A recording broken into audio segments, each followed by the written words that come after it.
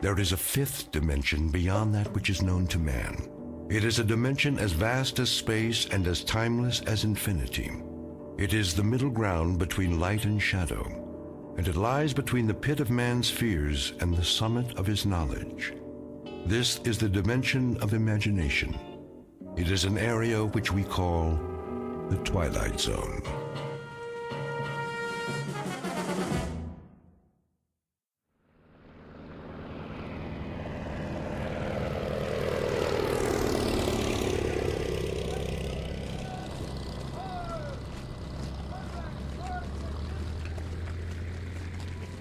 So it's goodbye again.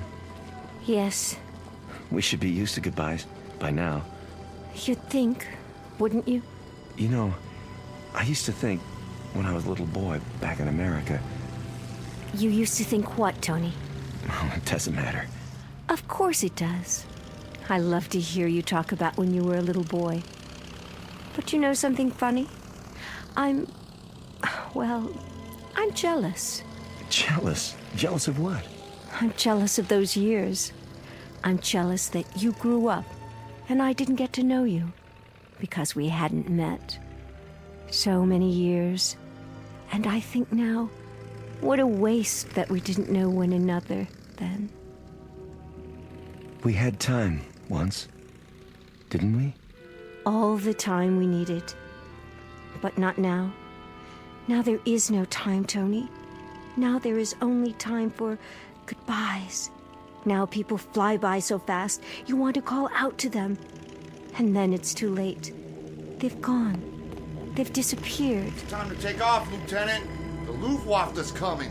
I'm on my way. But, sir, the troops are moving out. Thank you, Private. Oh, my darling. Tony, sweetheart. Now, You must go. you must go. I know. Don't cry. No time for tears.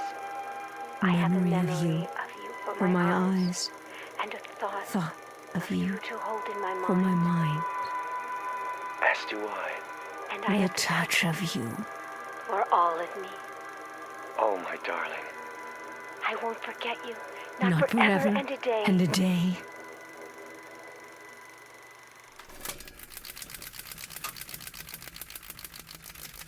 Oh, Jerry. Jerry, where are you now? Where? Picture of a woman looking at a picture. Her features alive to everything that appears on the screen. Her lips move and her eyes flash, mirroring every expression, every emotion. The features are exquisite, beautifully chiseled and proportioned. And even in the flickering light, she is easy to recognize.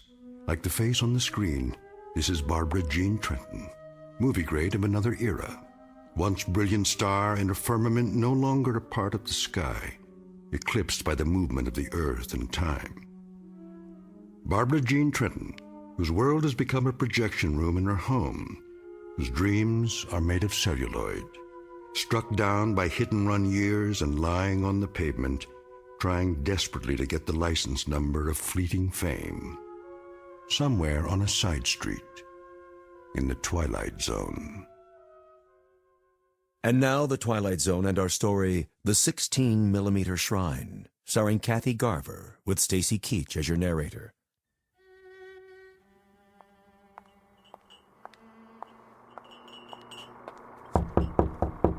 Miss Trenton?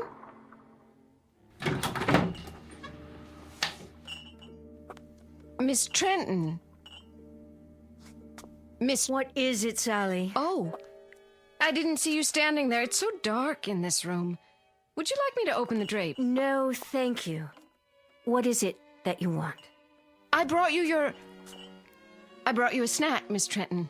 You always used to have a snack this time of day. Just put it down on the table. Yes, miss. If you don't mind my saying so, you really should have something to eat. I do mind. That will be all, Sally. Yes, Miss Trenton. I'll be going now. You do that. Will you be wanting lunch this afternoon? I'll be glad to make you a I'll nice... let you know. Very well, miss.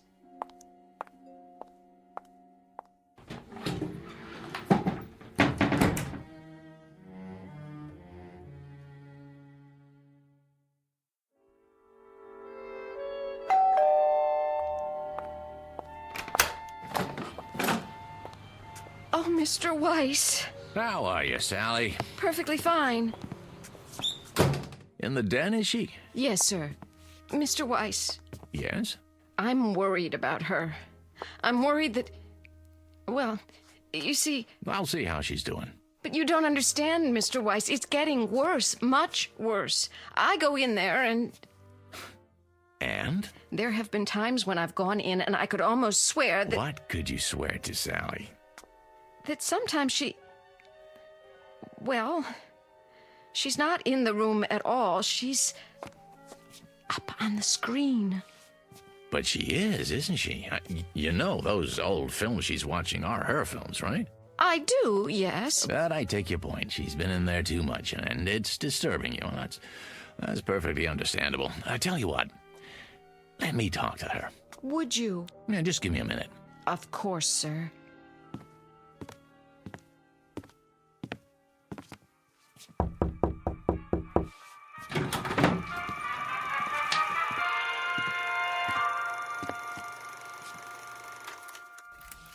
Barb, Fix yourself a drink, Danny. it's 11 o'clock in the morning. So, it's 11 o'clock in the morning. What about it? It's 11 in the morning and the sun is out, see? Oh, why did you have to do that? It's a beautiful day in Beverly Hills. There's no smog, it's 84 degrees, and it's lovely out there. What would I do without your daily meteorological reports? The question is, what do you do with them? You sit here in this air-conditioned cave, showing one picture after another. Why? Haven't you seen them enough times? Let's skip that. Barbie, no good, honey. What isn't? None of this is any good. If you won't fix yourself a drink, then sit down and be quiet. You have a habit of looking poised, ready to spring. What was the picture? 2 of them. Farewell without tears. Now, let's see. 26 years ago, co-starring Jerry Herndon. Of course, co-starring Jerry. He was my favorite leading man. And then, A Night in Paris. 25 years ago. I know it was 25 years. Are you Father Time now? Barbie. Danny, should I have failed to make mention of this before? I hate clinical tiptoeing. If you don't like what I do, don't knock it. I have to knock what you do, and I have to get clinical when I see you enclose yourself in this room and stop the clock. You said things back 15, 20, 25 years. You turn your back on today, and you do this every day. Let me tell you something, honey. That's sick. That's real sick. Is that all? No, it isn't all. I got some news to deliver. What now? I set up an appointment for you over at International. You did? At International? Mm-hmm. When? Today. Part? Sounds like a good one. Is Marty Saul still running the studio? Sure is. Too bad. I never got along with Marty. Yeah, I remember. But he's older now. I think you'll find he's mellowed. He said I was the most temperamental star he'd ever worked with. Now, why would he say a thing like that? Danny, you know something. You're a nice guy. A very nice guy. A loyal friend and a good agent after all. And I guess in my own devious, selfish way, I happen to be very much in love with you. Wait. Calm down now, Barbie. Oh, I hope it's a musical. I'd love to dance again. Or a juicy romantic role, like the scenes I watched this morning with Jerry Herndon. See his photograph here? Yes, I see it. I did 3 pictures with him. I know. Oh, mon capitaine, tell me about your country of America. A Night in Paris, remember? Jerry was a young American lieutenant. I was Claudette, the little French girl. Age 19. Go to the devil, Danny. Barbara Jean, it's a beautiful day today. The sun is shining, and it's a brand new world. A new world, get it? It's 25 years away from A Night in Paris, and 26 years away from A Farewell Without Tears. This room is dark and cold and full of cobwebs. Now get up and go outside, honey. You'll be surprised at what you see. Huh? Pleasantly surprised, I promise. And don't you dare let me catch you looking at old photographs on the wall anymore, or in the mirror either. Now, I'll meet you in Saul's office at 3 o'clock. Do we understand each other? We do. Good. In fact, it's more than good. It's absolutely, positively great. Danny, Yeah? thank you. Yeah, well, don't thank me yet. Just be there.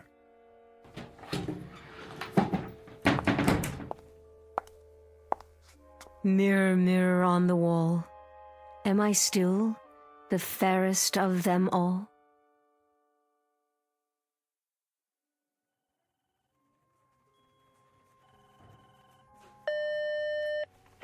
Yeah, Mr. Weiss, sir, and Miss Trenton? sign him in.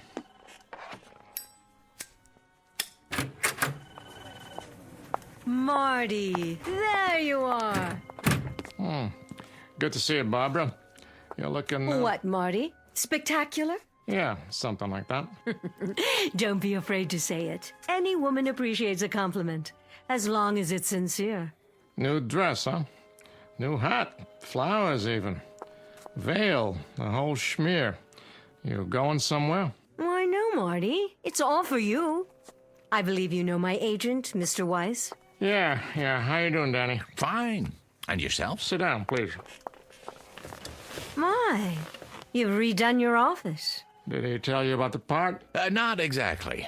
I think it fits you. It's not big, but it'll be a nice showcase. How big and how much of a showcase? I meant to tell you, Barbara, it's not the lead, more like a special cameo appearance. No, very special. Surely Danny's told you what my requirements are. Why is it, Barbara, you and I always get off on the wrong foot? And what foot is that? The one in your mouth? Oh, excuse me, that's a cigar. Still smoking those nasty things I see. We always seem to fight. Doesn't that always seem to be the case? We begin by fighting. I'm still waiting to hear about the part, Marty. Raise the veil. What? On your hat. Go ahead. That's it. Uh-huh. Perfect. What do you mean? You play a mother. How old a mother? No, that's not the point, Barbara. 40-ish. But very vibrant, very alive. As opposed to what? A corpse? I don't play mothers, Mr. Saul. I never have, and I'm not about to start now. I also don't take bit roles, even if you call them cameos. You should know that. You'll forgive me, my dear, but I didn't realize you were still so particular. Well, now you do. At least I would think you'd look at the part. That would be a waste of my time. Look, I think we could at least take the script home with us, Barbie. You take the script home with you, and you play it. I didn't like this crude, tasteless man when I was under contract to him, and I don't like him anymore now. And especially when he offers me a fast walk-on. And you, Miss Prima Donna, I got news for you. You may think you're still the #1 lady on top of the heap, but you got it wrong. You're just an aging broad with a scrapbook. And any part you get at this studio won't have to go through an agent. You can set it up at the community chest, because it'll be charity. Barbara, wait! Remind me someday, Saul. Remind me when you've gone over the hill and you're down on your hands and knees. Remind me to give you a swift kick, just so you'll know how it feels.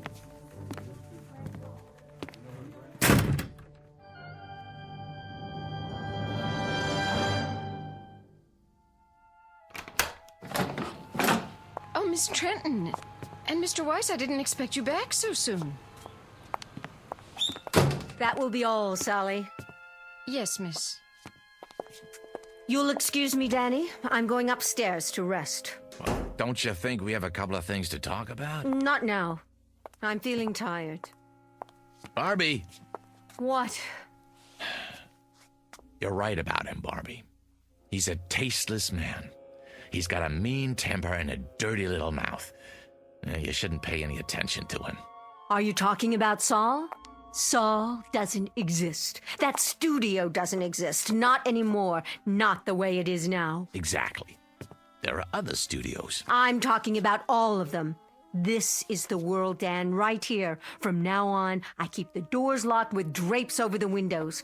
I don't want any of the outside coming in. Not the Marty Sauls or the movies without sentiment or those teenaged actors on television or rap music or any of it.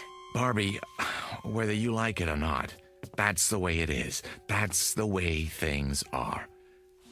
What can you do, Barb? Shut your eyes? Say it doesn't exist because you can't see it? It doesn't have to exist. If I shut my eyes, it disappears. Yes, it does. I can wish it away. But that doesn't make sense. It makes sense to me. Perfect sense. And you know what else makes sense? As of right now, as of this minute, this is the old Hollywood, with all the charm and romance, with all the glamour. It's a carefree world again, Danny, just like before, in this house. Barbie, none of that's true. It's nostalgic and nice, but it's not true. Are you listening to me? It's phony.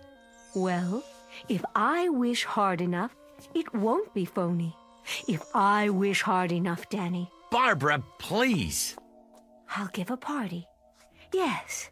Tell all of my friends, Danny. Tell them. Tell Paul Nader and Jerry Herndon and Steve Black. Oh, now there's a man for you.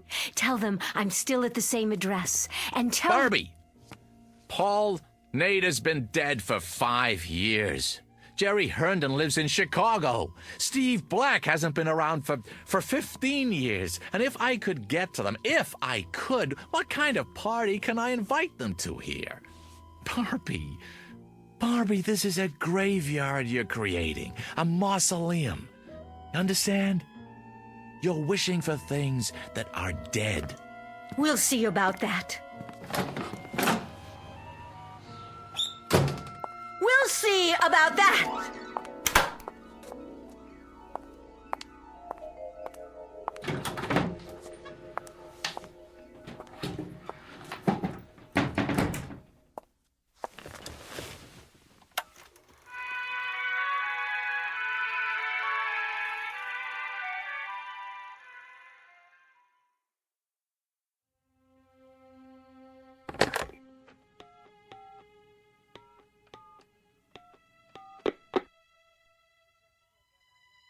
Mr. Mosa, please.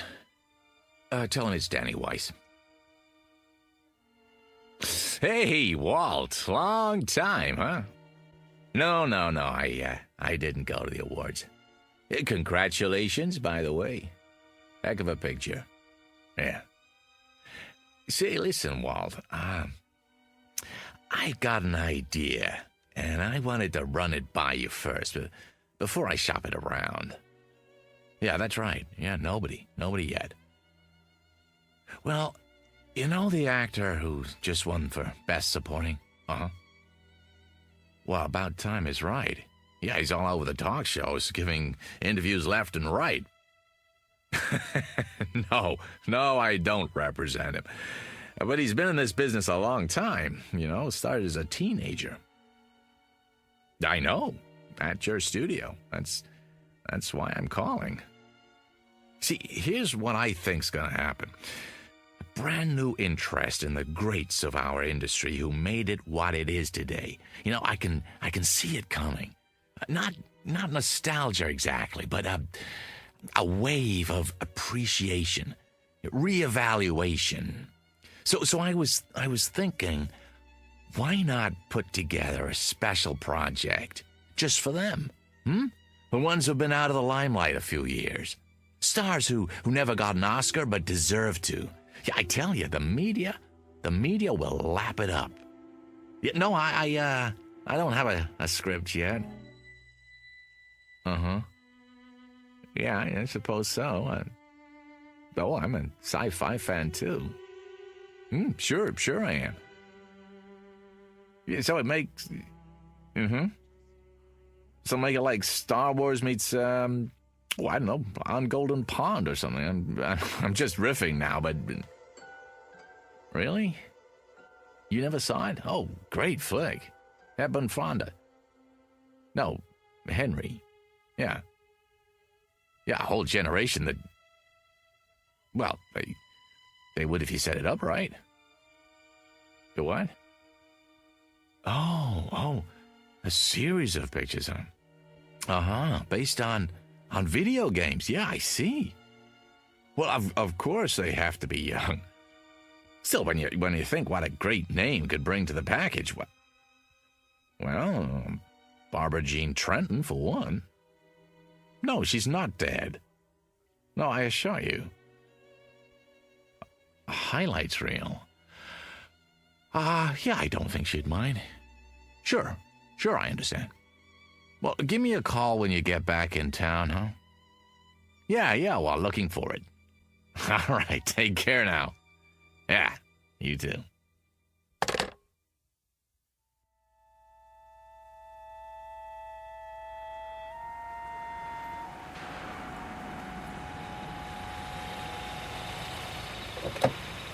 Hello, Mr. Weiss. Hello, Billy.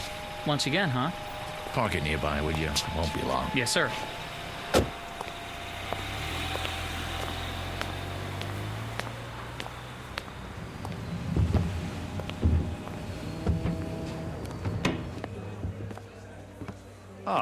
Good afternoon, Mr. Weiss. Table for two? Not today, Jimmy. I don't need it, after all. Very good. I'll get your waiter. I don't have much of an appetite, just the bar. Of course.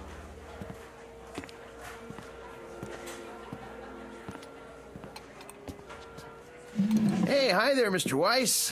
Where's Where's who, Rich? Well, you'll excuse me saying so, but the place has been buzzing. I heard you're bringing Barbara Jean Trenton for lunch. Some kind of celebration. Well, there's been a change of plans. Oh, well, the reason I mention it is I was going to ask her for an autograph. You think she'd have minded?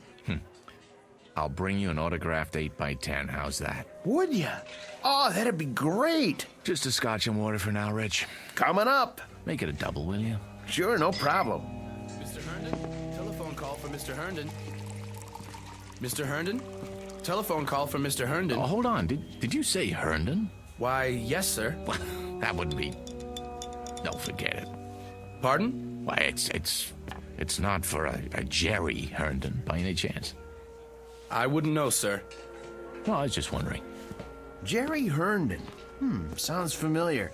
Didn't he used to be in the movies, too? Sure did.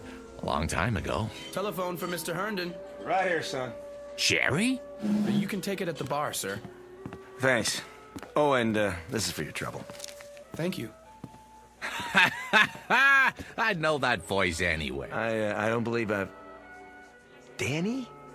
Danny Weiss? What in the world are you... I just stopped in for a drink. Oh, same here. Couldn't forget this place, like old times. Old times is right. What are you up to these days? Oh, still in the business. What else do I know how to do? Listen, can I buy you a drink? I'll buy you one. Come on, sit down. Talk about a coincidence. I was just mentioning you to someone. Pull up a chair. You'd better take that call. Forget it. They'll call back. We've got a lot of catching up to do. Listen, Jerry, there's something I want to talk to you about.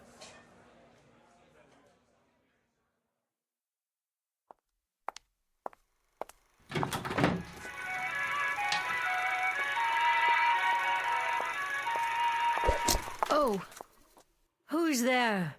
only me, miss. What have you done? Very sorry, miss. I didn't see you sitting there. I must have tripped on the electrical cord. Shall I plug it back in? Thank you, no. I'll take care of it, Sally. And Sally, Yes, miss. I'm locking the door to this room. I don't want to see anyone. I understand, miss. Sorry.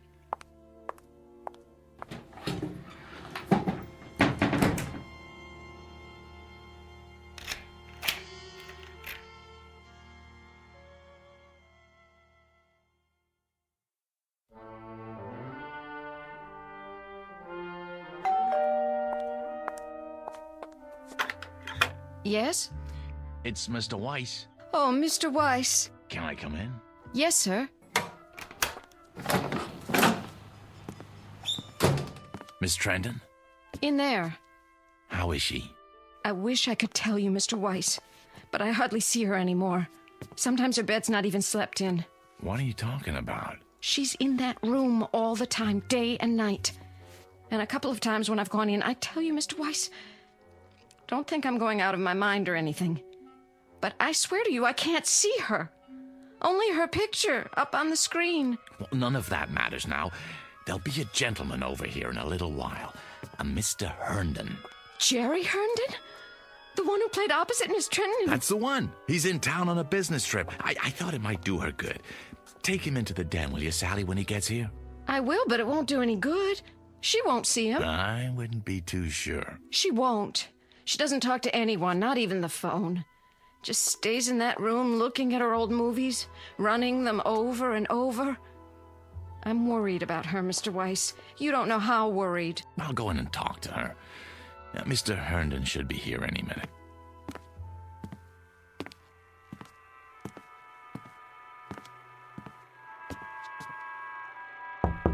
Go away, Sally. I said go away. I don't want anything, and I don't want to see anyone. Barbie, it's me, Danny. Now, please let me in. Why should I? Please, Barbie, I got something to tell you.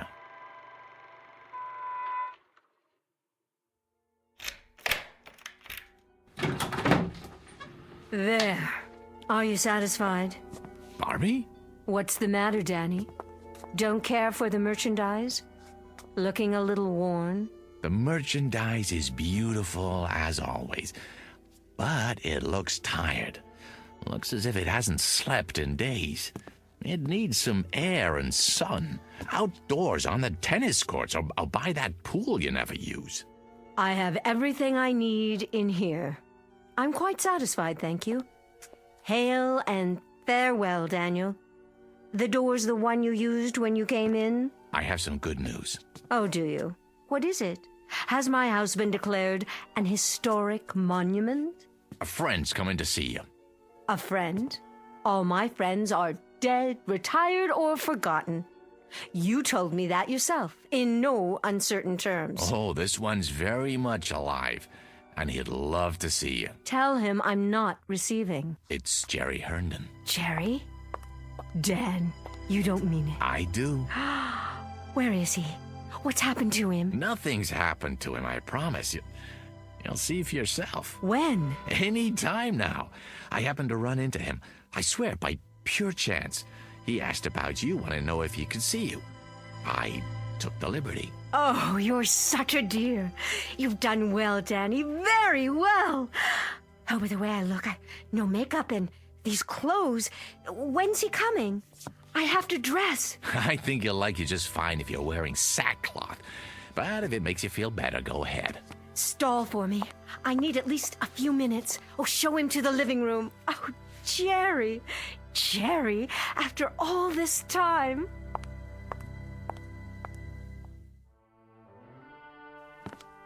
How is she? Really? I'm so sorry I haven't kept in touch. She's still Barbara, same zest for life, same charm. Why, we just had a meeting at the old studio. Yeah, the day I ran into you, matter of fact. Oh, not that same terrible head of production, I hope. Yep, Marty Saul in the flesh. He's running the whole place now. And he hasn't changed one bit. Same chip on his shoulder. No kidding. Jerry, truth is, she's not well. Nothing serious, I hope. She'll pull out of it, I'm sure, but make a fuss over her if you would. Tell her how wonderful she looks. It would mean a great deal to her, Jerry, and you can help, and that's something she needs right now. Well, sure, Dan. I'll do my best. Danny? Yeah, in here, Barbie. I heard you'd invited someone for a visit. Let me guess. Could it be... Hello, Barbara Jean. Who's... Jerry? Oh, no, but this can't be Jerry. Are you playing a trick on me again, Danny? Is that it? Been a long time, huh? A lot of water over the dam. Oh. Oh, well, Yes, Jerry's just in town for a few days on business. I see. You're looking downright lovely, if I do say so. Isn't it odd the way we picture people as they were, never as they are? You haven't changed, Barbara Jean. Hardly at all. Well, I thought you'd be here on a white horse or in an officer's uniform. Why, isn't that silly of me? I thought you'd be as I remembered you, Jerry. A young man. I was. 20, 30 years ago. And do you know I had a crazy idea? That we might even do a picture together again. Not much chance of that. He's not an actor anymore. No, I gave that up long time ago. Went down the drain, along with my youth. You don't act anymore? What do you do? It's not so bad. I run a chain of supermarkets outside of Chicago. A chain of supermarkets? In Chicago? I'm doing really well, in fact. More than I ever made in the picture business. You're joking. No, you're not. You're not joking at all. Barbie. See this photograph? This is the one I expected. This is the one I wanted to come see me. With that darling little mustache. Well, I've still got one, only it's gone white, like the rest of my hair. So you have. But you're not the one in the photograph, are you? He's dead. He's dead, like all the others. Barbie. Honey. Go away, please. Both of you.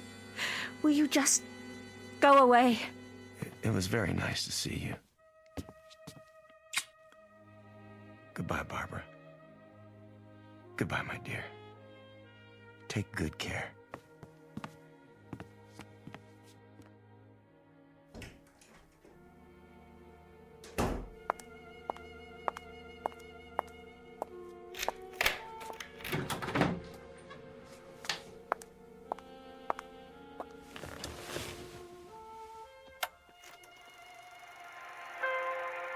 Jerry. There you are, Jerry. How well you look. How young. How wonderfully young. There was an old man here a while ago. A tired, worn-out old man. And he said he was you. Can you believe it? Oh, Jerry. Jerry, I wish I could be where you are. I so wish I could, Jerry. Oh, how I wish.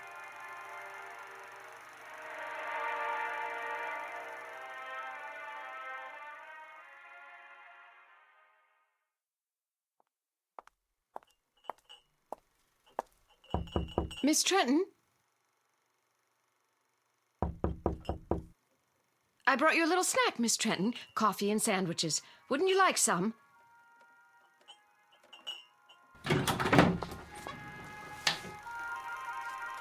Miss Trenton, where are you? Jerry? Jerry, wait for me! I'm afraid this is goodbye, Sally. No! Goodbye!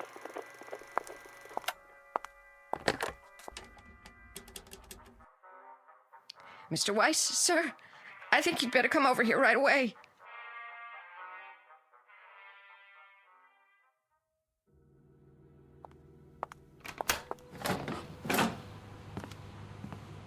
What is it, Sally? You'd best see for yourself.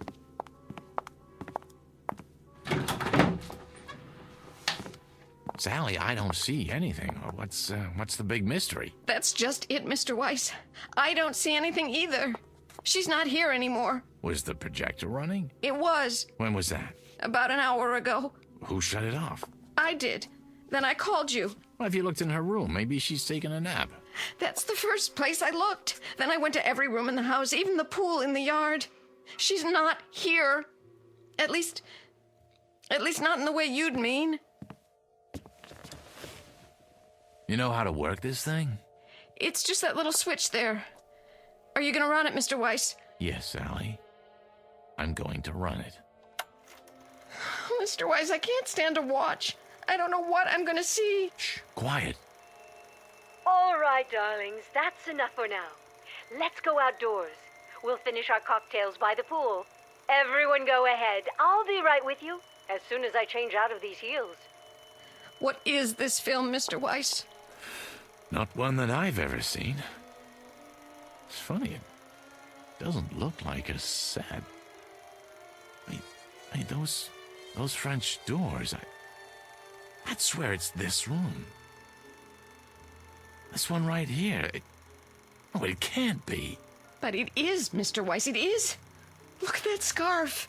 She bought it only last year, and those shoes? They're the ones she wore when Mr. Herndon came by. Barbie! Barbie, please! What? It's Danny. Please, don't do this. Danny? Oh, there you are. Care to join us? The old gang's here. We're going to have such a time, just like we used to. You know I can't do that. I can't just step into a movie screen. It isn't real. None of this is real. Well, then, goodbye, Danny. Be a dear, and hold on to my high heels for me, will you? I can't very well swim in them. Barbie, don't! Keep them to remember me by. Jerry! Where are you? Barbie, please. Over here by the bar. I just stopped to freshen my drink. Care for another one, Barbara? Oh, don't tempt me. Now we simply must go outside. Everyone's waiting. In that case, race you to the pool? You're on! Barbie, come back! Come back! Sally, these shoes by the French doors, you didn't drop them here, did you? No, Mr. Weiss. And this scarf on the patio? No. Well, they must be Barbie's then. I guess I'll just have to hold on to them. In case she comes back. Oh, Mr. Weiss, what are we going to do now? Well, the only thing we can do. Wait. Meanwhile, here's a toast to you, Barbie. And to wishes. To the ones that come true.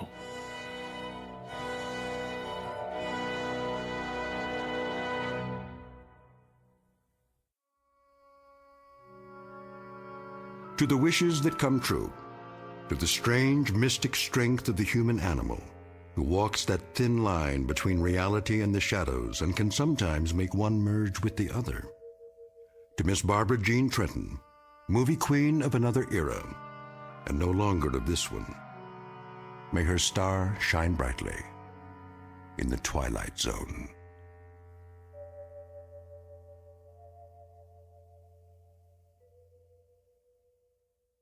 More from the Twilight Zone after this.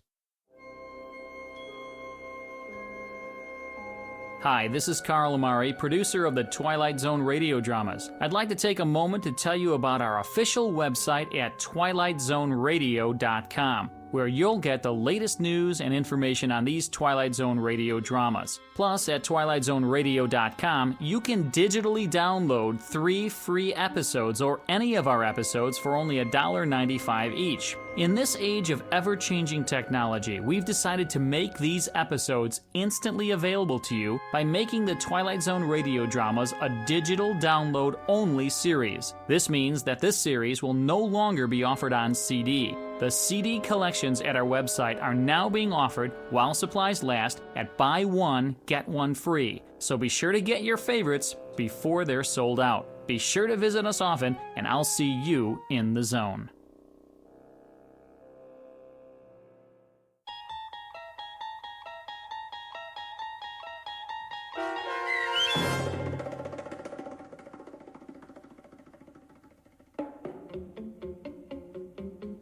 The 16mm Shrine, starring Kathy Garver, with Stacy Keach as your narrator, was adapted for radio by Dennis Etchison and written for The Twilight Zone by Rod Serling.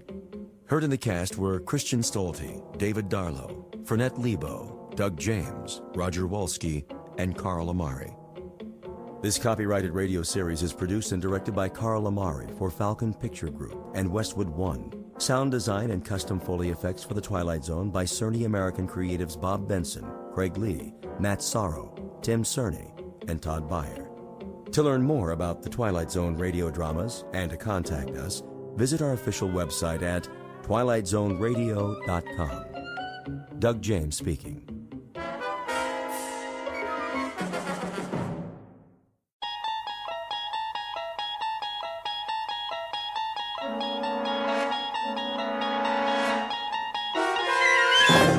There is a fifth dimension beyond that which is known to man. It is a dimension as vast as space and as timeless as infinity. It is the middle ground between light and shadow, and it lies between the pit of man's fears and the summit of his knowledge. This is the dimension of imagination. It is an area which we call the Twilight Zone.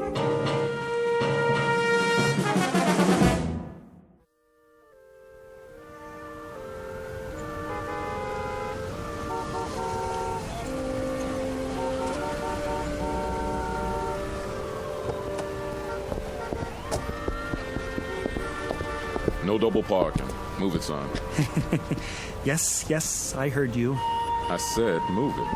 Oh, but you see, I'm not double parked, not at all. Then what are you doing? That's a yellow zone, ain't it?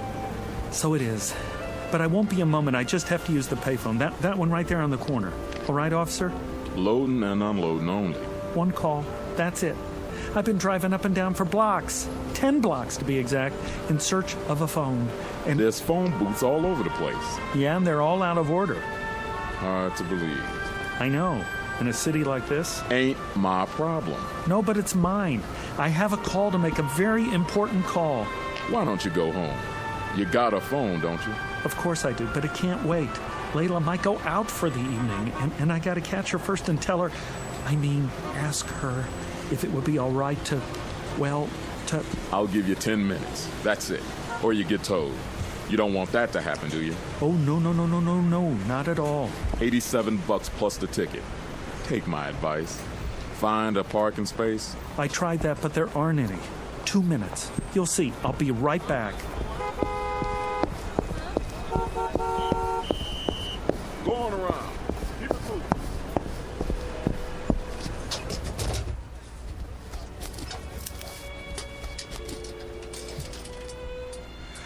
Oh, there. Come on. I'm sorry, but all circuits are temporarily busy. Please try again later. I'm sorry, but all circuits are temporarily... What is going on? Layla. Oh, baby, I'm trying to get through. Don't you know that? Can't you tell, darling? It's Roger. Roger, I need you tonight. Oh, Layla.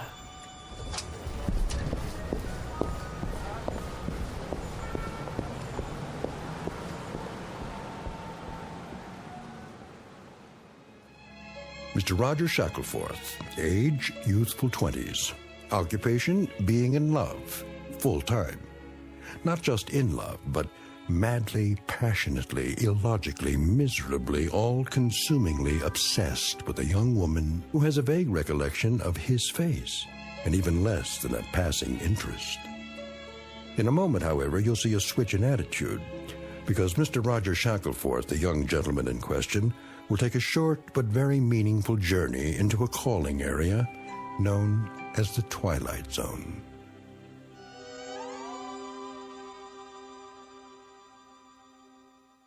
And now, the Twilight Zone and our story, The Chaser, starring Stephen Tobolowsky with Stacy Keach as your narrator.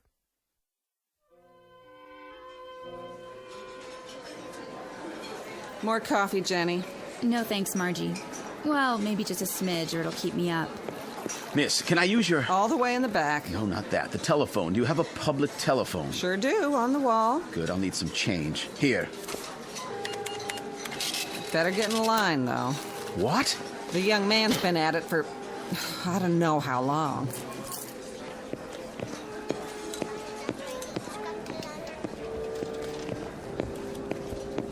Man, are my dogs killing me. Tell me about it. Back of the line, pal. This is madness. Yeah, they call it New York. It's becoming impossible to make a call anywhere in the city. You can say that again. Thank you. This is an outrage. Watch your blood pressure, honey. Look, he's making another call. Same number over and over. I tell you, he won't give up. Doesn't even talk, just dials. Maybe he's got a dialect. Gonna have to soak his finger in Epsom salts. Oh, I simply can't stand this. I must use the phone. Well, la-di-da. Who are you, Mr. High and Mighty? I have a business appointment and I'm late. Stand aside. Oh, no. We're all in this together. Look, I'll buy your place in line. $1 to get in front of you. $1? Are you kidding? All right, 5. Well, since you put it that way. How about you? Got another $5 on you? Certainly. Who's next? Don't look at me. But I am looking at you. Have you ever made $5 so easily? That ain't the point. I should first pay the same as place and show. How much do you want? Nothing less than a sawbuck. 10! That's... Then take your business elsewhere. I don't come cheap. I can see that. Here we are. After you, sweetie. Time, young man. I've had quite enough.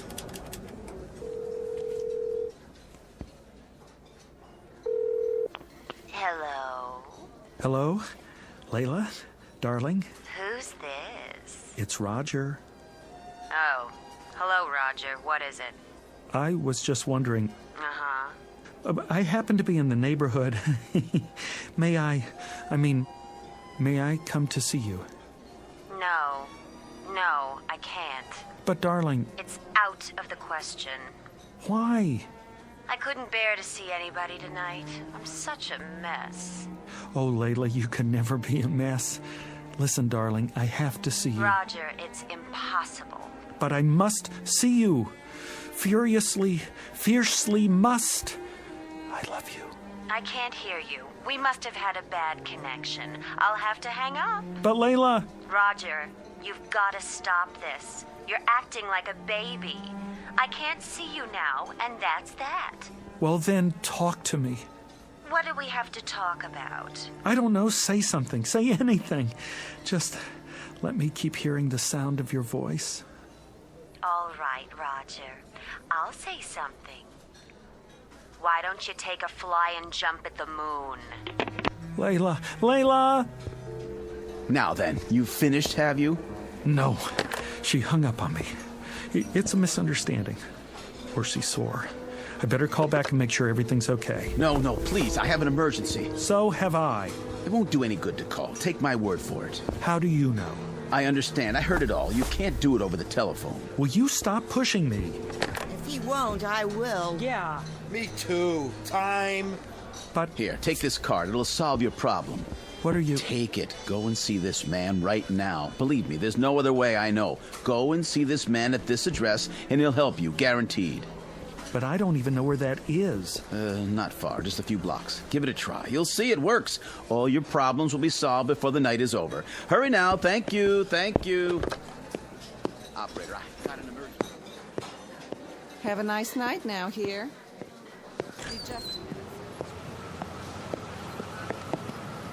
Hey! Where's my car?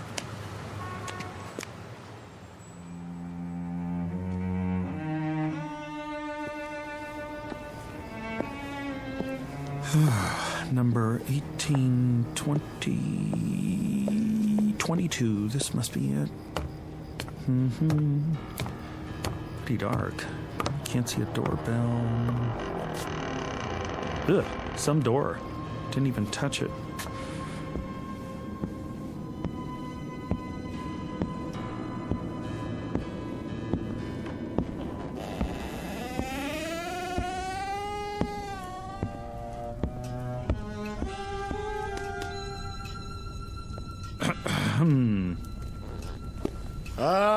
All right, I see you there. Stop skulking around.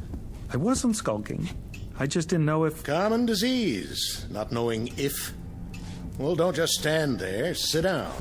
Okay, where? Try that pile of books. Oh, you sure do have a lot of them. I never saw so many before. Is this a library? You might say that. A private one. Have you read all these? Some of them. The others are for reference. You never know what people will need. No, sir. Do I know you? A man gave me your card. It says, Professor A. Daeson. D-A-M-O-N. How do you pronounce that? Damon? If you prefer. And this address, I guess I'm in the right place? Oh, then you haven't come for a bottle of the glove cleaner. Glove cleaner? No. As a matter of fact... Perhaps another time. Well, as a matter of fact... You keep saying that. Come to the point. Well, the point is, I don't know why I came at all. You see, the man who gave me your card was a complete stranger. Oh, yes. Satisfied former customer, most likely. But I don't know why he gave it to me. I was standing there in the restaurant trying to make a call when... I know why you're here. You want what I've got. But how could I? I don't even know what you've got. A little bit of everything. Name your poison. Ointments, salves, powders, sovereign remedies, nectars, lotus blossoms, toxins, tonics, antitoxins, decoctions, concoctions, and potions. All guaranteed. Oh, well, I don't need anything like that. Well, don't be hasty. You're here, aren't you? Yeah, but I don't need any medicine. Son, you just might. You look feverish.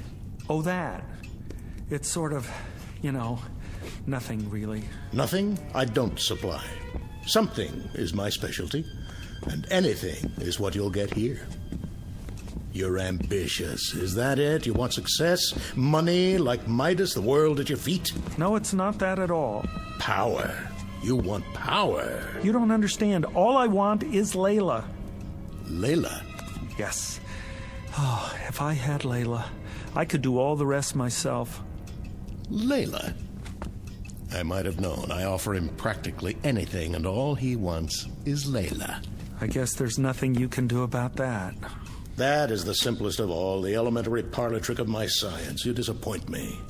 No, you still don't understand.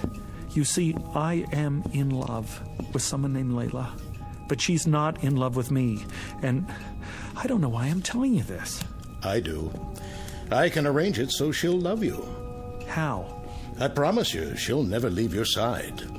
When she isn't telling you she loves you, she'll be gazing at your loving face. She won't even eat before you do, and nothing will be too much for you to ask of her. Really? She'll worship you. She'll beg for kisses and weep for joy at your touch. And if in passing time you should perhaps look at another girl, or even do a little more than look, she'll feel hurt, but she'll forgive you and love you just the same. Frankly, you'd get the same shake from a Cocker Spaniel. Oh, but that's wonderful. That's all in the world I want, my Layla's love. Is Layla's love. I should have known. Where did I put that bottle? If it isn't his Layla's love, it's his Dorothy's love, or his Rhea's love, or his Gwen's love. You keep it up there, on the bookshelves? Away from prying eyes. Tell me one last time. Are you sure you wouldn't be interested in the glove cleaner, as I call it? What is it? Well, there are many names for it, including the Eradicator. But glove cleaner is a nice, nondescriptive title. Clean, colorless, tasteless, unidentifiable, and sure.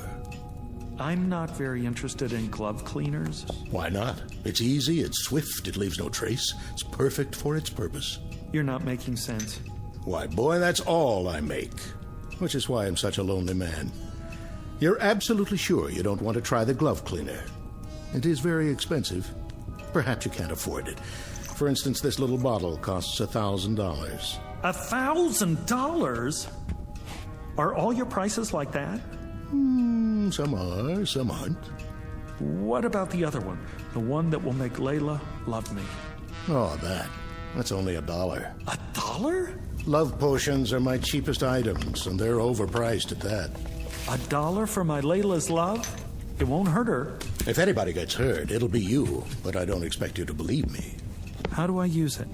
Put it in anything. A drink, tea, soup, coffee, water, anything at all. Makes no difference. You'll get exactly what you claim to want. Professor, you got a deal. I really don't believe any of this, but I'll try it. I'll try anything. What do I have to lose?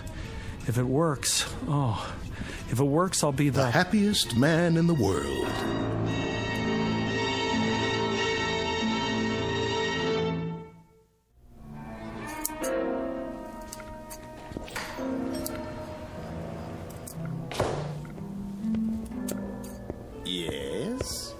open. So it would appear. Lucky to find a flower shop open this late. May I help you? I certainly hope so. And the occasion? What? What is the event, sir? A prom, perhaps, or something along more somber lines? Somber? An injury, a lingering illness, leading to a departure. Dare I say, an interment? Oh, no. Nothing like that. Alas. A celebration! Ah. And what, may I ask, are we celebrating this evening? You may ask, and I'll tell you. We are celebrating fulfillment, contentment, consummation. Ah, the reading of a will. No. It's much more than that. A life sentence in the arms of my love without the possibility of parole. My condolences. We have some lovely wreaths. Don't you understand? I'm talking about true love. The kind you want to shout from the rooftops. Sparks, fireworks. A boutonniere. No, something more. A wrist corsage, then, or a tasteful nosegay. What is the biggest thing you have? In what respect? I know. A rose, by any other name. Color. How about blue? Yellow. Green? Pink. Red? White. Sold. For purity. An excellent choice, I'm sure. 1 dozen long-stemmed white roses. Will there be anything else? No. Yes. Champagne. And 2 glasses. Long stems on those, too. I'm afraid you'll have to visit your local vintner for those accessories. My sympathies to the blushing bride.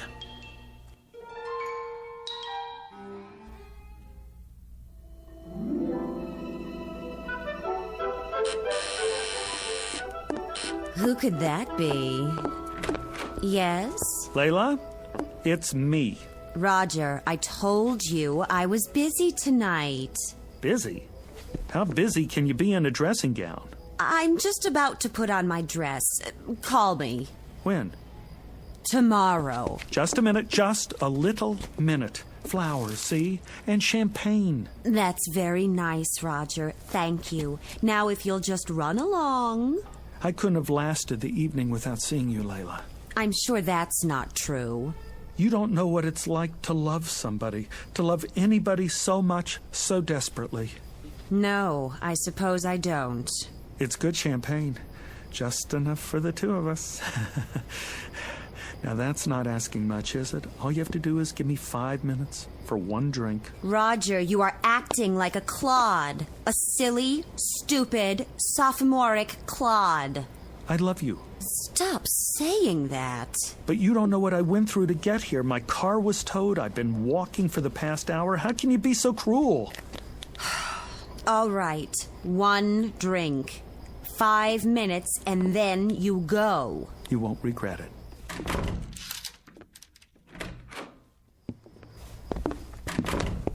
Layla? Not so fast. I've got to put on my dress. Why? You look like an angel. I know, but wait here. Ha-ha! It's like a new millennium.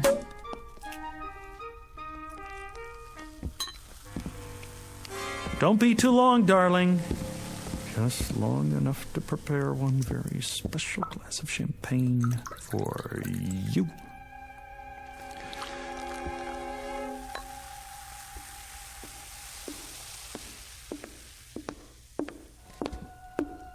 Well, let's get this over with.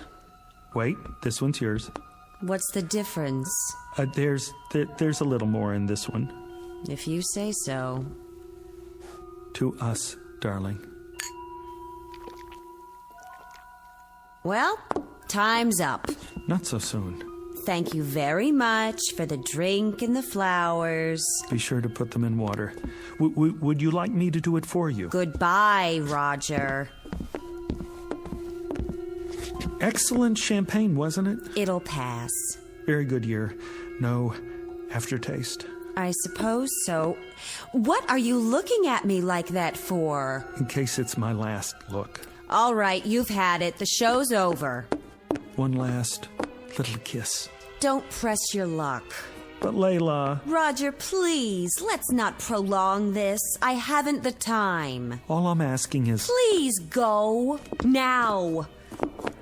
Look, I don't love you. I don't want you here. I don't even like you at the moment. Now go, please.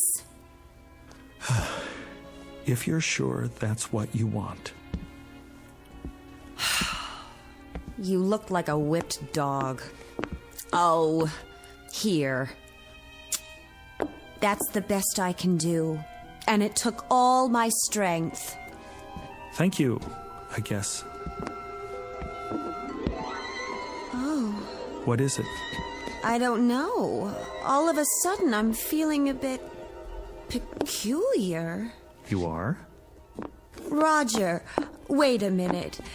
Perhaps I am being cruel. I don't mean to be. I understand. Do you? I'm sure I can do better than that. Let me make it a little nicer. If that's what you want.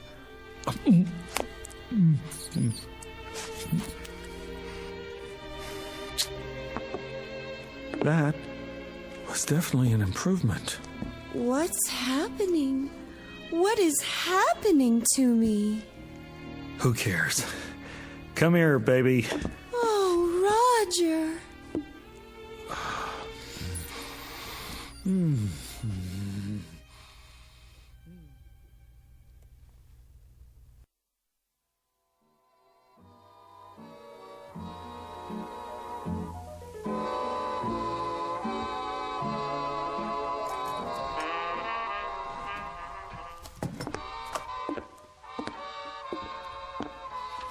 Can I get you anything, darling?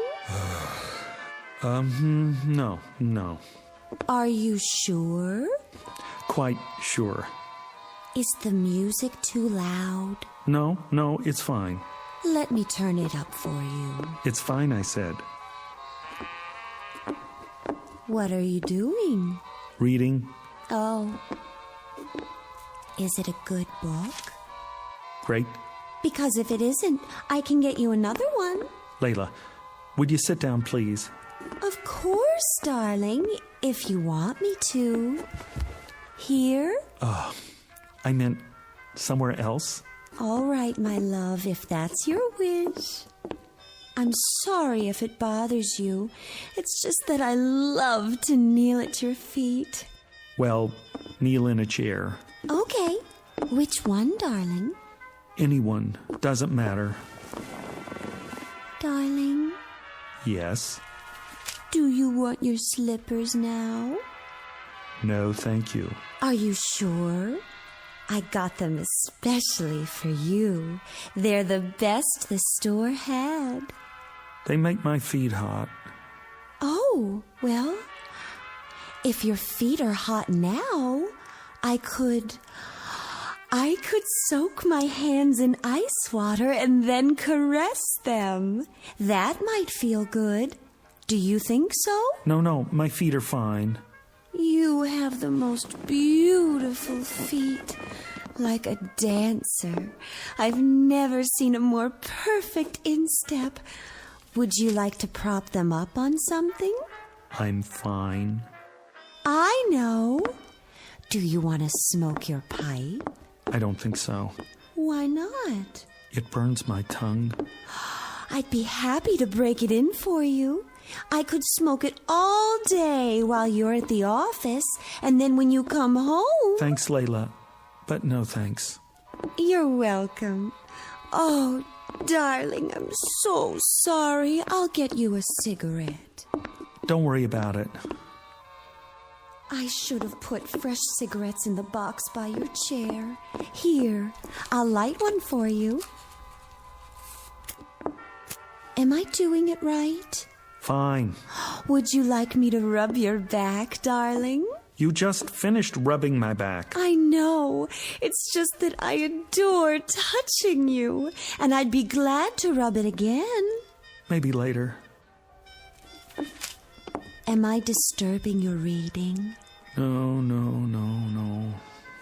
Did I disturb you by asking if I was disturbing you?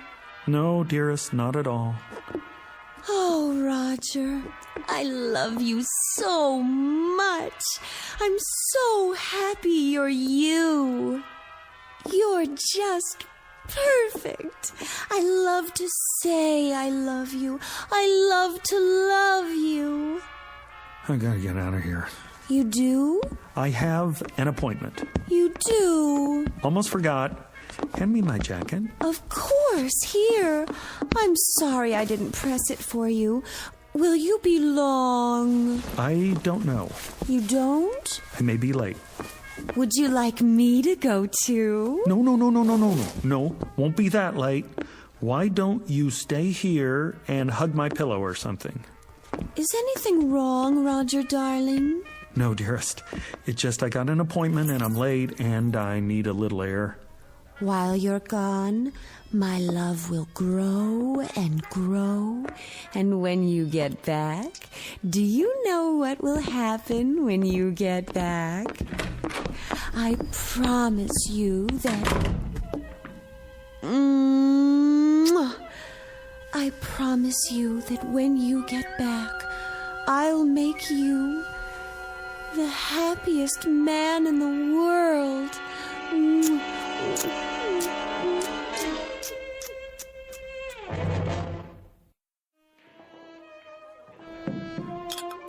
Here you go, buddy. Thanks. It's too bad it's not a happy hour. You're running up quite a tab. Happy hour. Haven't had one of those in 6 months. Let me guess. Your old lady? That's just it. She's not old. She's young and beautiful. Perfect face, perfect figure. What's to complain about? I don't have any complaints, except that she's too perfect. Huh? Waits on me hand and foot, sees to my every need, ready to drain off my tension at a moment's notice. Nice work if you can get it. Hey, take my advice. What's that? Sit back and enjoy it. Ain't everybody's got what you got. Guys would kill for that. Luck had nothing to do with it. How do you mean? What, you make a deal with the devil or something? Sometimes I wonder. That's it. Maybe I did. Maybe I did after all. Where is this guy so I can make a deal myself? Here's a piece of advice for you. If anybody says he's got the solution to your problem, tell him to get lost. Keep the change. Thanks, buddy. See you next time. I doubt it. With any luck, there won't be a next time.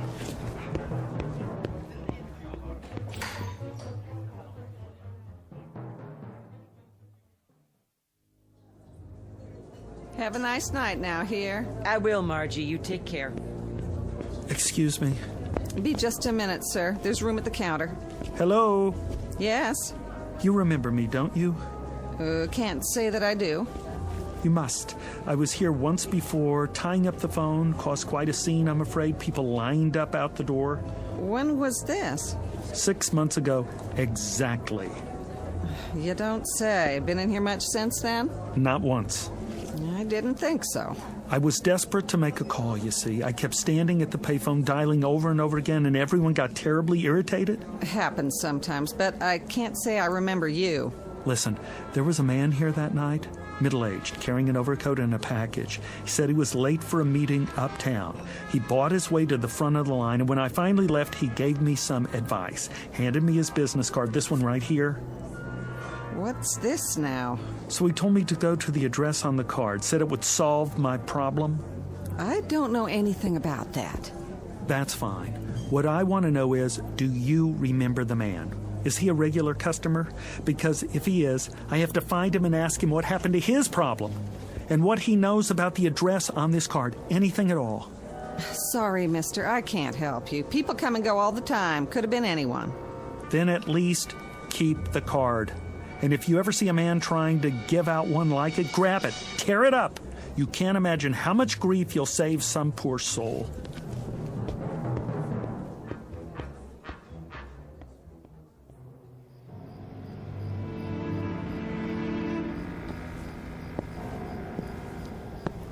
here. Number 22. Yep, same as before. Now the second set of doors. Here we go.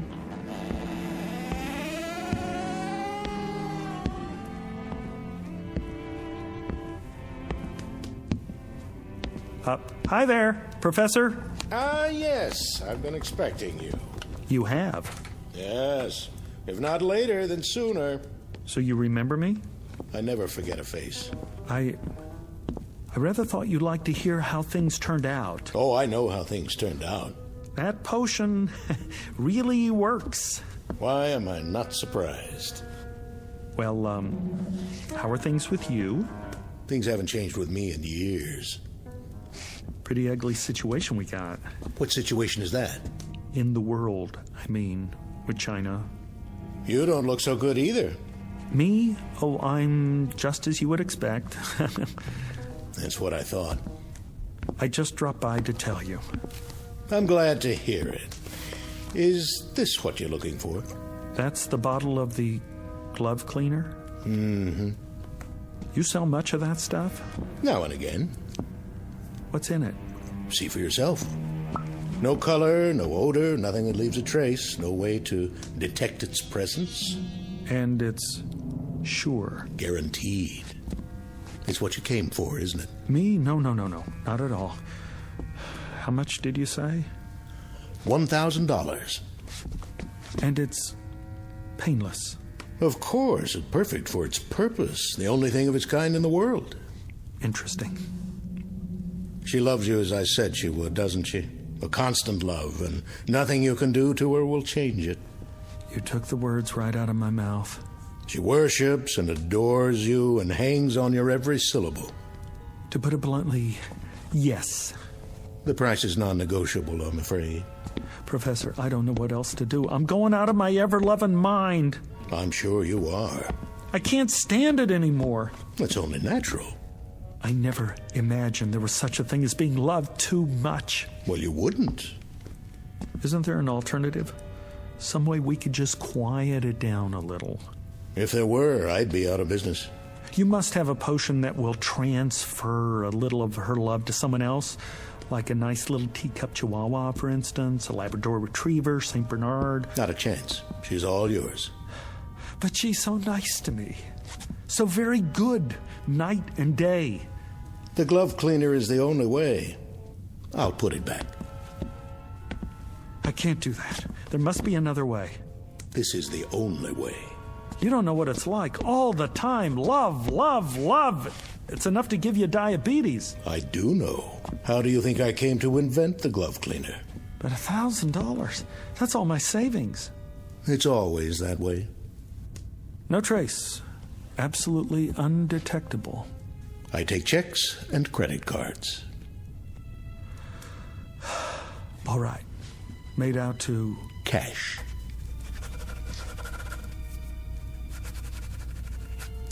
One thing I must caution you about. What's that? Use it immediately. Do you hear me? Immediately. It's imperative, and you must use it all. Why? Will it spoil? No, but you will. Once you delay, you're lost. Believe me, if you fail the first time you try to use it, you'll never have the courage to try again. Never. Goodbye, Professor. Farewell.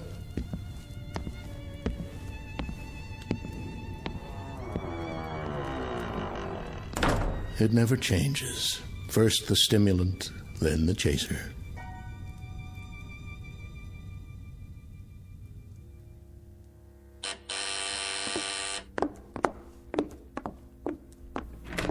My darling. Hello, Layla. Come on, take the chain off.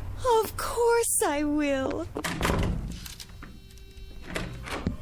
Oh, Roger, I'm so glad to see you. I know you are. Why, look what you've brought me. Oh, I thought we ought to have a party. Just the two of us.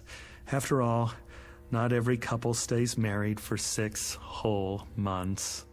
Roger, what a lovely surprise. You said you might be late, and instead you come back with champagne and flowers. I'll put them in water. Later. I'll get the glasses. Can't have a party without glasses. It's just like the first time.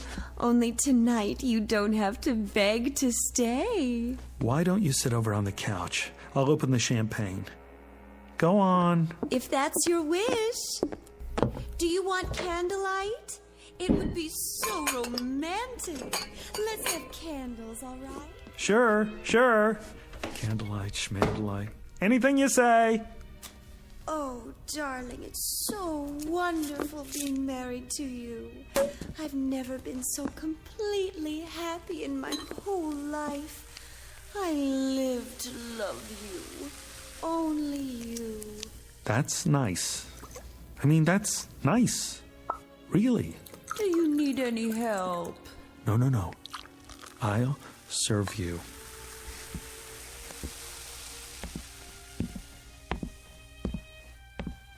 Sweetest, how did you happen to think of champagne? Oh, I asked myself, what does Layla need? And it came to me like a bolt out of the blue. Here you go. To us. To us. I remember the first time you brought me champagne, how you looked. Your eyes were filled with longing, and you watched me so sadly because you thought it was going to be our last drink. Isn't that what you were thinking? Right. I remember. Go on, Layla. Drink up. Lover? Hmm? My sweet lover Marshmallow, sit here. Why not? Go ahead now. Drink up. I'm not very thirsty. Good to the last drop. I'm not sure it's a good idea this time. Why not? Sit closer. Careful. What's this? What's what? Between the cushions. Have you taken up knitting? In this book, Dr. Spock? I've got news for you, my sweet little rabbit. Rabbit? I just got word from the doctor. What are you talking about? The test came back today, and it's positive. Isn't that wonderful? You don't mean you're... Oh, darling, we don't need champagne. We've got each other. All three of us. I suppose I could have just a sip. That won't do any harm. No, don't. Maybe just a little toast to celebrate. Not now. Give me your glass. I'll pour it out. Are you sure? I'm sure. I couldn't have done it anyway. I could never have gone through with it. Think of it, darling. This is only the beginning. We're going to be even happier than we are now. And it'll go on like this for the rest of our lives. Yes. The rest of our lives.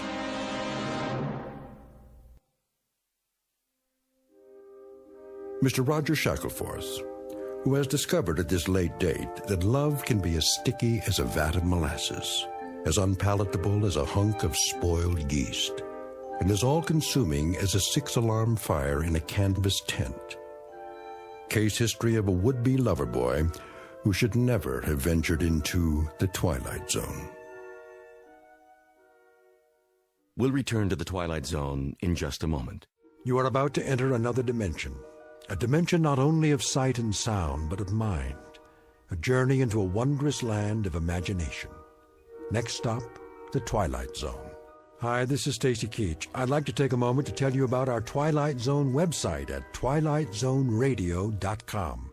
At twilightzoneradio.com, you'll find the latest information on these Twilight Zone radio dramas, including behind-the-scenes photographs, plus the newest product releases, trivia contests, ways to contact us, other Twilight Zone-related info and merchandise, plus links to other fascinating websites. So make your next stop twilightzoneradio.com.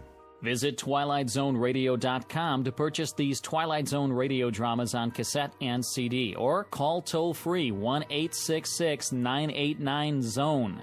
That's 1-866-989-9663.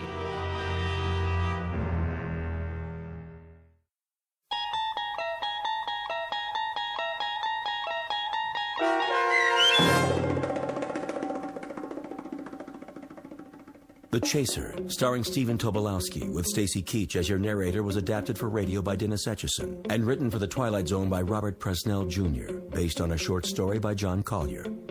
Heard in the cast were Michelle Graff, Roderick Peoples, Joby Cerny, Doug James, Jeff Lupetin, Carl Amari, Roy Melanzi, Meg Falcon, Jennifer Laterio, Linda Reiter, Peggy Roeder, and Craig Harris.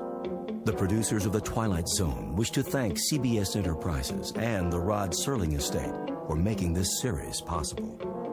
This copyrighted radio series is produced and directed by Carl Amari for Falcon Picture Group. Sound design and custom Foley effects for The Twilight Zone by Cerny American creatives Bob Benson, Craig Lee, Michael Slaybach, and Matt Sorrow. To learn more about the Twilight Zone radio dramas and to contact us, visit our official website at twilightzoneradio.com. Doug James speaking.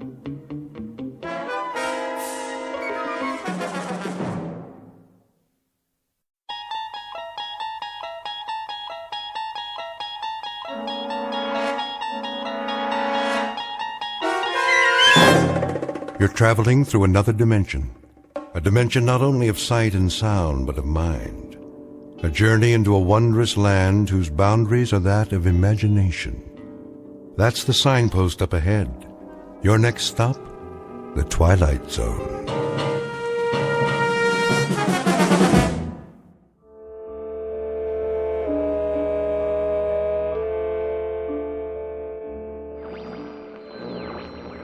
Radio station WNYG. We will continue to stay on the air for traffic advisories and other essential news, including weather updates. That's the spirit. First, a bulletin from the Office of Civil Defense. Traffic is slow moving north and east out of New York City. The Garden State Parkway, the Merritt Parkway, and the New York State Thruway are reportedly bumper to bumper.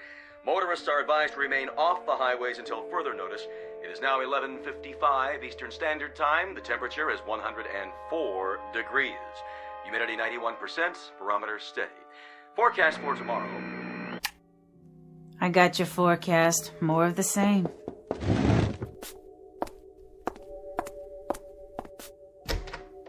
Oh, hey, Miss Bronson.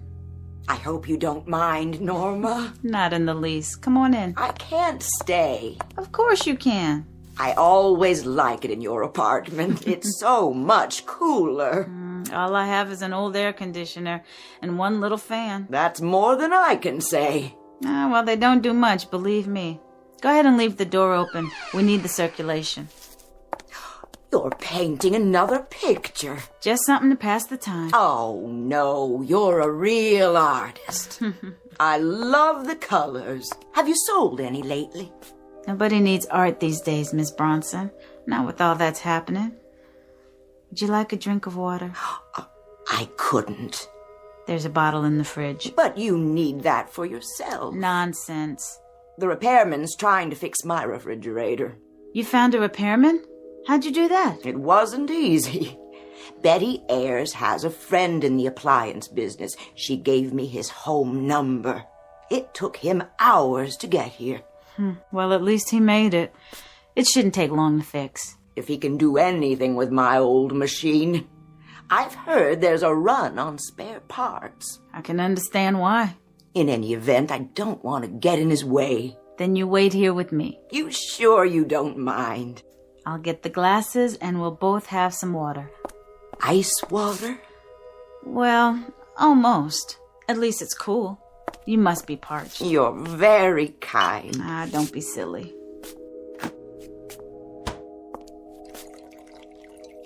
Thank you, Norma. I haven't had anything cold to drink all morning. Who's there? Well, hey, Susie. I'm thirsty. Are you, sweetie? Yes. Then come on in. Why, that's the first word I've heard the child say in ages. She just stands and watches. I think she's not right. Who is these days? Come here, Susie. Don't be afraid. Would you like some too? Sure you would.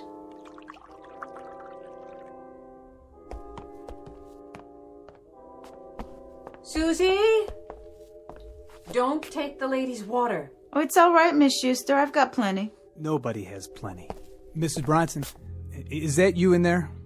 We're leaving now. Did you get gas? Yeah, I got 12 gallons. I figured it'd at least take us to Buffalo. You're carrying everything with you? Yeah, just what we can fit in these suitcases. Where are you going? We're trying to get to Toronto. My husband has a cousin there. I'm not sure that's wise. The highways are still packed, bumper to bumper, the radio says. Even with the gas shortage and everything. I know that, but we gotta try anyway. Look, we wanted to say goodbye. We've enjoyed living here, Mrs. Bronson. You've been real kind. Let's go, honey. Susie? Finish your water. There. Bye now, Susie. Bye. You be good. And have a safe trip. Good luck.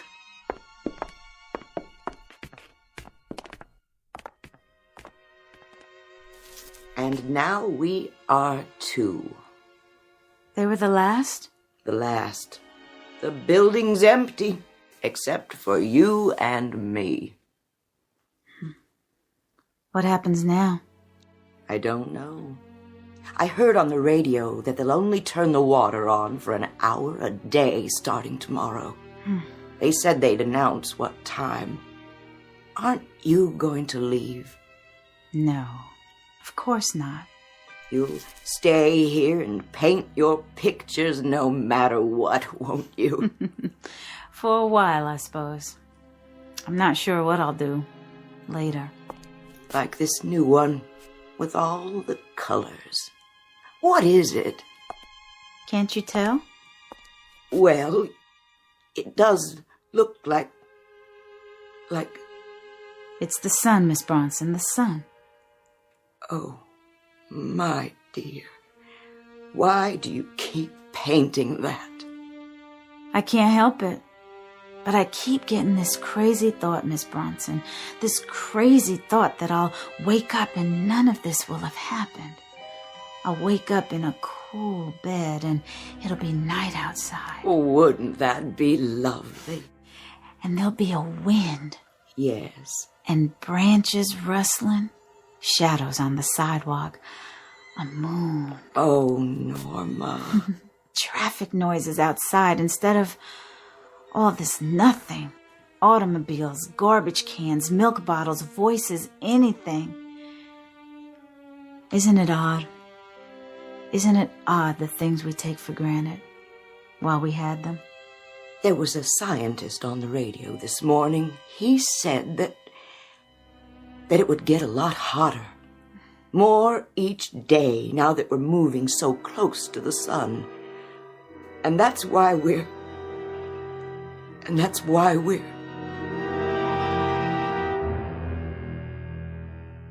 The word that Mrs. Bronson is unable to put into the hot, still, sodden air is doomed, because all the people you've met have been handed a death sentence.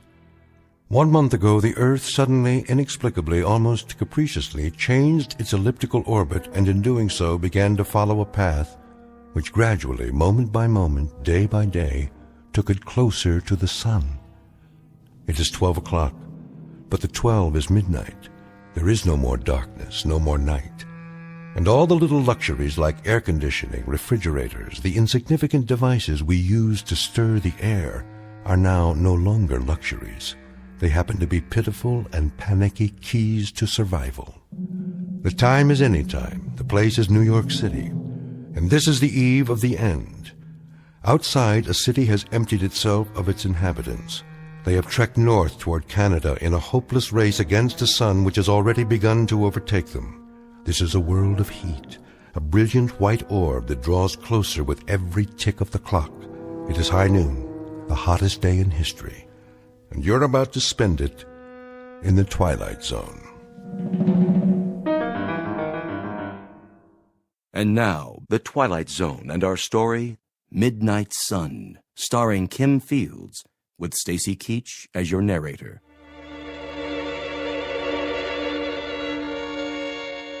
Would you care for another drink of water, Miss Bronson? I've taken more than my share. Forgive me, Norma. Aw, after all you've done for me, don't you talk that way. Oh, there's the repairman. Hey, you looking for Miss Bronson? She's in here. She's running again, ma'am. Oh, I'm so glad.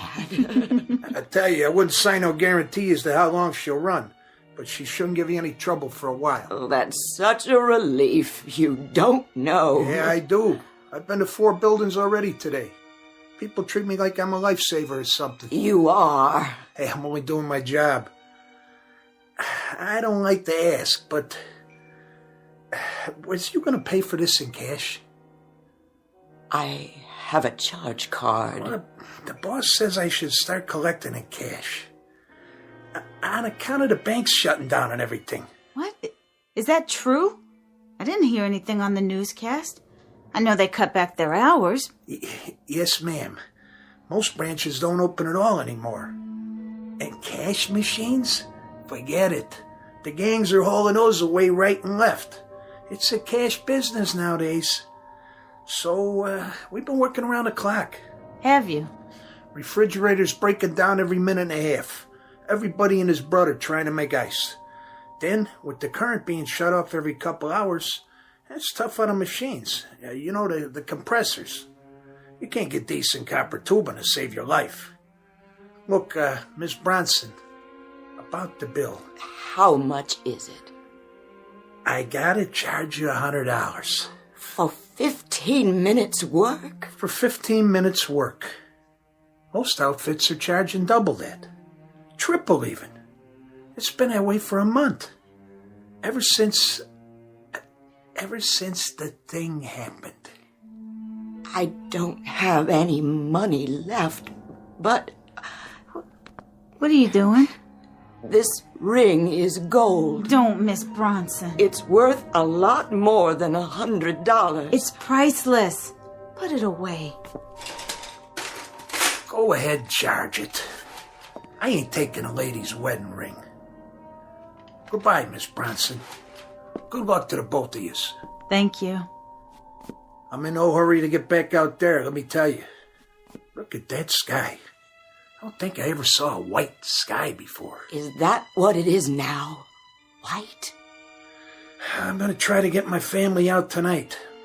Drive north, Canada if we can make it. They say it's cooler there. Not that it makes that much difference, just kind of prolonging it. Everybody rushing to fix their refrigerators and air conditioners. It's like somebody drowning in the ocean and trying to get hold of, I don't know, a piece of seaweed.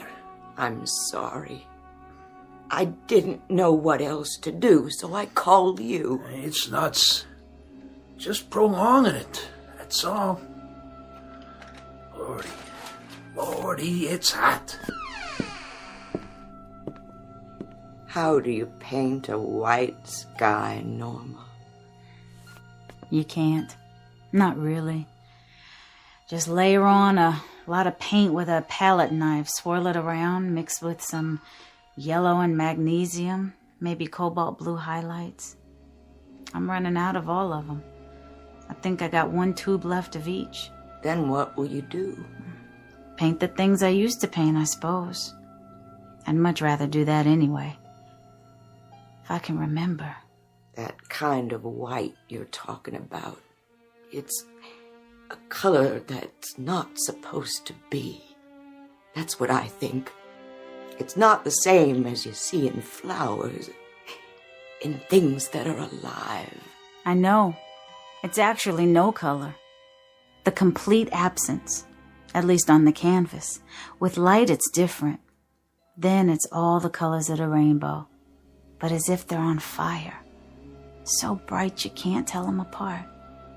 Like outside. Don't open the curtain. I'd just as soon not know. I just want to see what it's like now. Before I go out. Oh, no. Please don't. Oh, just to the store. Yeah, I have to.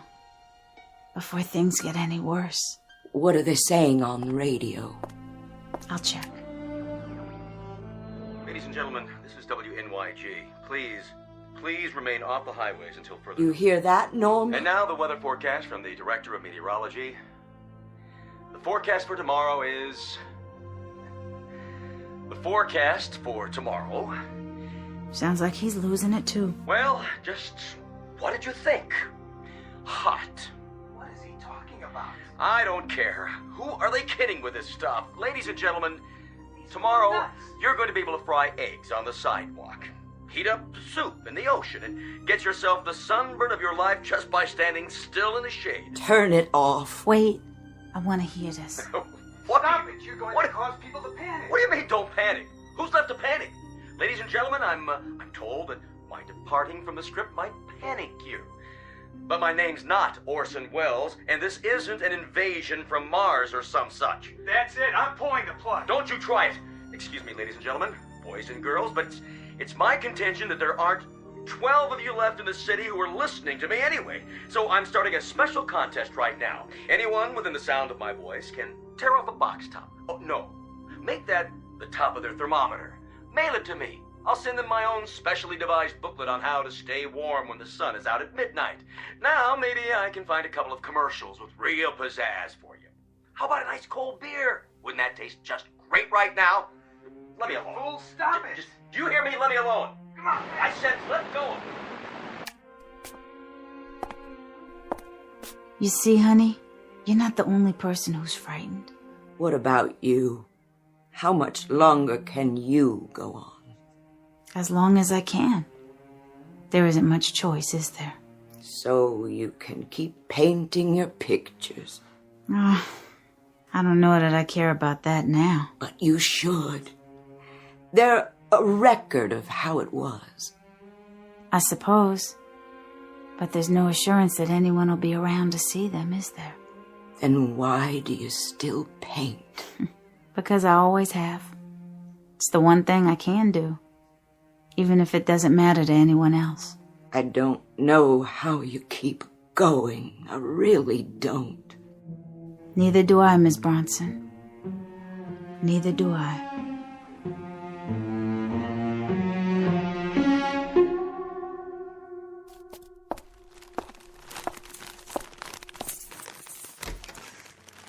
Norma, is that you, honey? Yes, Miss Bronson. Why, just look at all those groceries. The store was open. Ooh, wide open. I think that's the first time in my life I was sorry I'd been born a woman. This was all I was strong enough to carry. There weren't any clerks, Miss Bronson. Just a handful of people taking all they could grab. At least we won't starve. And there are 3 cans of fruit juice in the bottom of the bag. We'll try one as soon as I turn the fan on.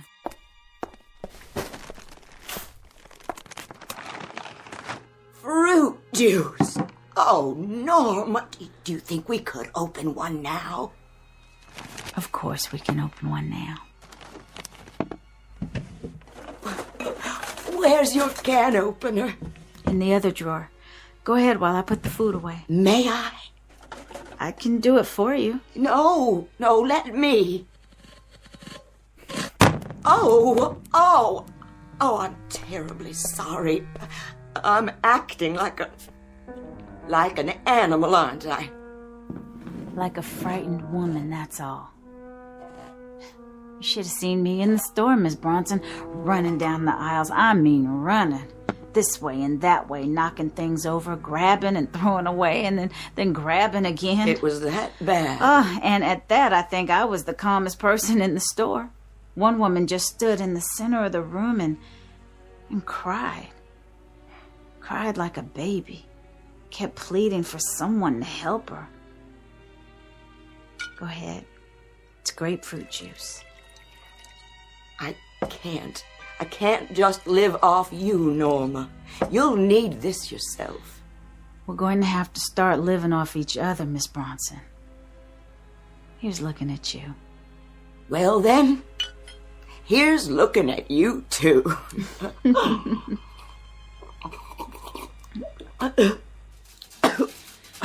Oh no, the current's off again. Every day it stays on for a shorter time. What if it shuts off and doesn't come back on again? It would be like an oven in here. As hot as it is now, as unbearable. It would be so much worse. Norma, it would be so much worse. You mustn't think that way. Norma. Yeah. Paint something different today. All right. Paint something like a pastoral scene with a waterfall and trees bending in the wind. Paint something cool. Not like this. Please, don't paint the sun anymore. I'll try. I'm working on a new one for you. How about that waterfall? Oh, Norma. I'm sorry. My dear child. I'm so sorry. It would be so much better if... If what? If I were to die. So much better for you. Please don't ever say that again. We need each other now. We need each other desperately. Hello? Anybody still up here? Yes, officer. Can I help you? Say, are you the only one in the building? Just me and Miss Smith. Well, have you had your radio on lately? It's on all the time. Norma, honey, what station did we... It doesn't make any difference. There are only 2 or 3 on the air now, and they figure by tomorrow, well, there won't be any. Point is, we've been trying to get a public announcement through to everyone left in the city. What announcement? There isn't going to be a police force tomorrow. We're disbanding. What? Over half of them have gone already. A few of us have volunteered to stay back and tell everyone we could to keep your doors locked. Why? You don't mean... Every wild man, crank, and maniac around will be roaming the streets. It's not going to be safe, ladies. So keep your doors locked. You got any weapons in there, miss? No. No, I don't. I don't either. I wouldn't know how to shoot a gun. Well, here. You better hang on to this. It's a .45, all loaded. Safety's off. Just pull the trigger, if you need to. Officer, what's going to happen? Well, don't you know? It's just going to get hotter and hotter. Then maybe a couple of days from now, 4 or 5 at the most, it'll be too hot to stand it. Then, well, at least you got the gun. Then, you use your own judgment, ladies. Good day.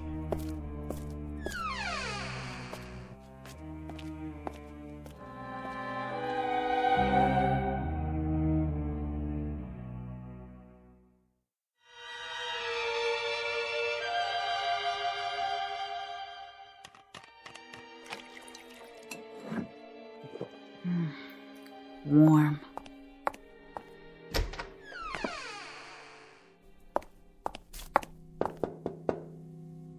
Miss Bronson?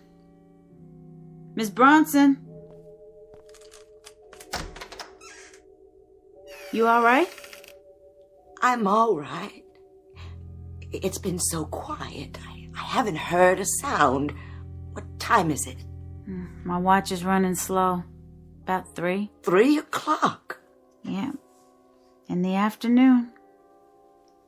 Were you able to sleep? I laid down for a while.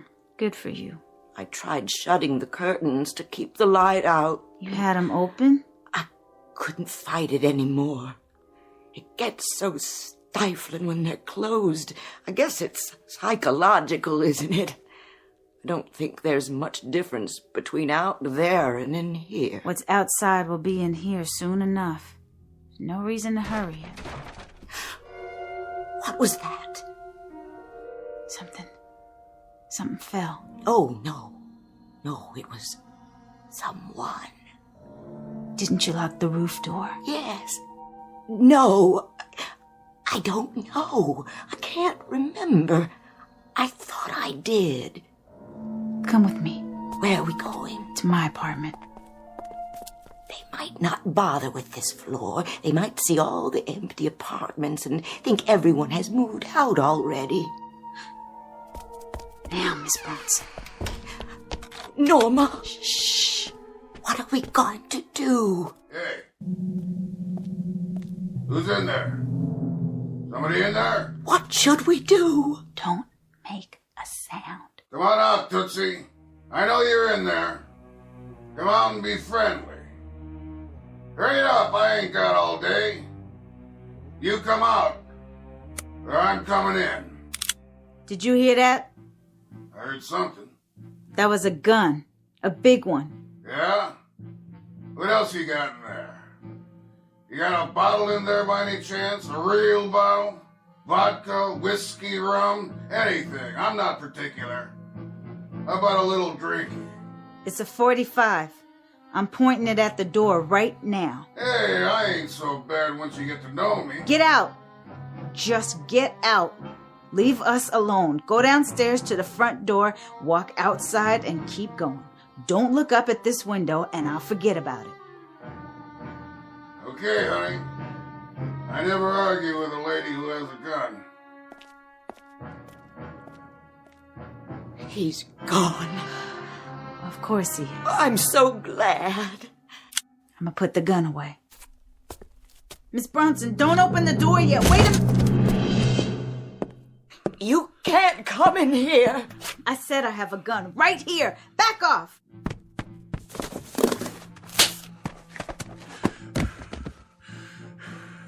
Crazy dames. It's too hot to play games. Much too hot. You got that drink now? No. Sure you do. I got the gun, see? So I'm asking you one more time, real polite like.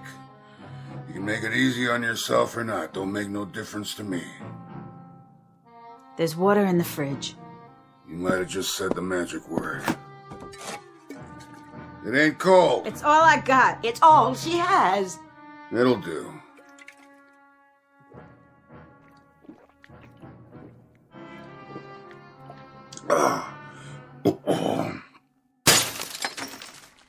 Are you going now? You promised. Well, look at all the pretty pictures. You do these? You got what you wanted. Get out. Picture of an empty street. I know where that is. Right outside. And a big sun in the sky in every one. But you're good. You paint real good. My wife used to paint. Please leave us alone. We didn't do you any harm. Please. Do you want to talk about her? Who? Your wife. If you want to talk, I'll listen. My wife. She was having our baby. We waited a long time. She was in the hospital, and then this business with the weather happened. Everything went bad. Would you mind putting the gun down? She was so fragile. The baby. Just a little thing. She had the tiniest little fingernails you ever saw. And her ears reminded me of seashells. I bet she was beautiful. She was. She couldn't take the heat, though. They tried to keep her cool, but then the air went out in the hospital and she couldn't take the heat. Baby didn't live more than an hour, and then she followed her. I'm terribly sorry. I don't know what I'm telling you this for. We all need someone to talk to. It makes it easier. And the way things are now, people don't see their friends anymore. Because it's so hard. So we stay inside and wait. You got that right. That's why I hit the street. I'm not just gonna sit there and wait for it to happen. But you gotta remember one thing. What's that? We don't know what's next. We can't be sure, none of us can. And maybe, just maybe, it's something better. Some things we're not supposed to know. Otherwise, there'd be no point in being alive, now would there? What made you so smart anyway? You seem like a decent man. I am. I'm not a housebreaker, I swear to you. I'm a decent guy. It's just the heat. That terrible heat out there, no matter where you go. And all morning long I've been walking around the streets trying to find some water. I didn't mean to do you any harm, honest. I wouldn't hurt you. I know. I can see that. Would you believe it? I was scared of you. That's right. I was just as scared of you as you were of me. And sorry about your water bottle. I'm off my rocker, I guess. I was just so thirsty. Forgive me. Would you? Would you please forgive me? Yeah. That means a lot. Where will you go now? Think I'll go home. Here's your gun. I don't want it. I wouldn't have used it anyway. I don't think I would have either. Will you tell me one thing? If I can. What I want to know is, why don't we just burn up and get it over with? That's all that's left now. Just to have it end. All of it.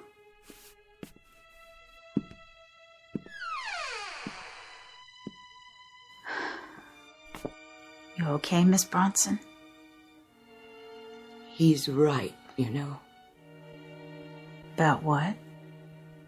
About everything. All of it. I want it to be over. You don't know what you're saying. I do, Norma. I do. I want what he wants. Stop it. There's more to life than... Than what? Than waiting for it to end. What? Tell me what? I'm old, Norma. I've lived my life. There's nothing ahead of me. Only what's behind. That's not a decision any of us can make. It's not for us to... I know myself, Norma. And I know how much I hurt. My bones ache all the time now. My legs, my hands. I can't even sleep. I don't want to. Because of the dreams. The nightmares.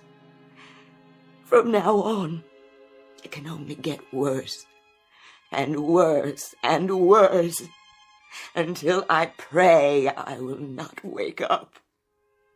But it may change. The orbit, the ellipse, it can shift again, and then, who knows? You could have years ahead of you, wonderful years. But we don't. No one does. It's a matter of days now. Hours, that's all. That's all any of us have left. Why must we prolong it? We have to be brave. I'm not strong enough. Then I'll help you. We'll help each other. Will you help me? Of course I will. You know that. We're friends, aren't we? I can do it with your help. We can do it together. Help each other to end it. Miss Bronson. It would be so much easier. Here's the gun. Give it to me. Yes, but you have to promise. promise. Let me be the first to go. Would you do it for me? I'm afraid I'm too weak. Then it can be your turn. Give me the gun. Only if you promise. I won't promise to anything of the sort. Put it down. You don't know what you're doing. Yes, I do. If you won't help me, I'll do it myself.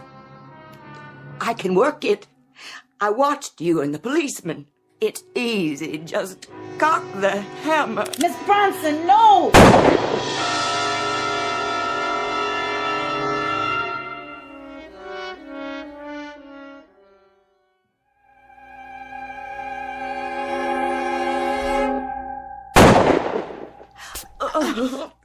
I said, give it to me.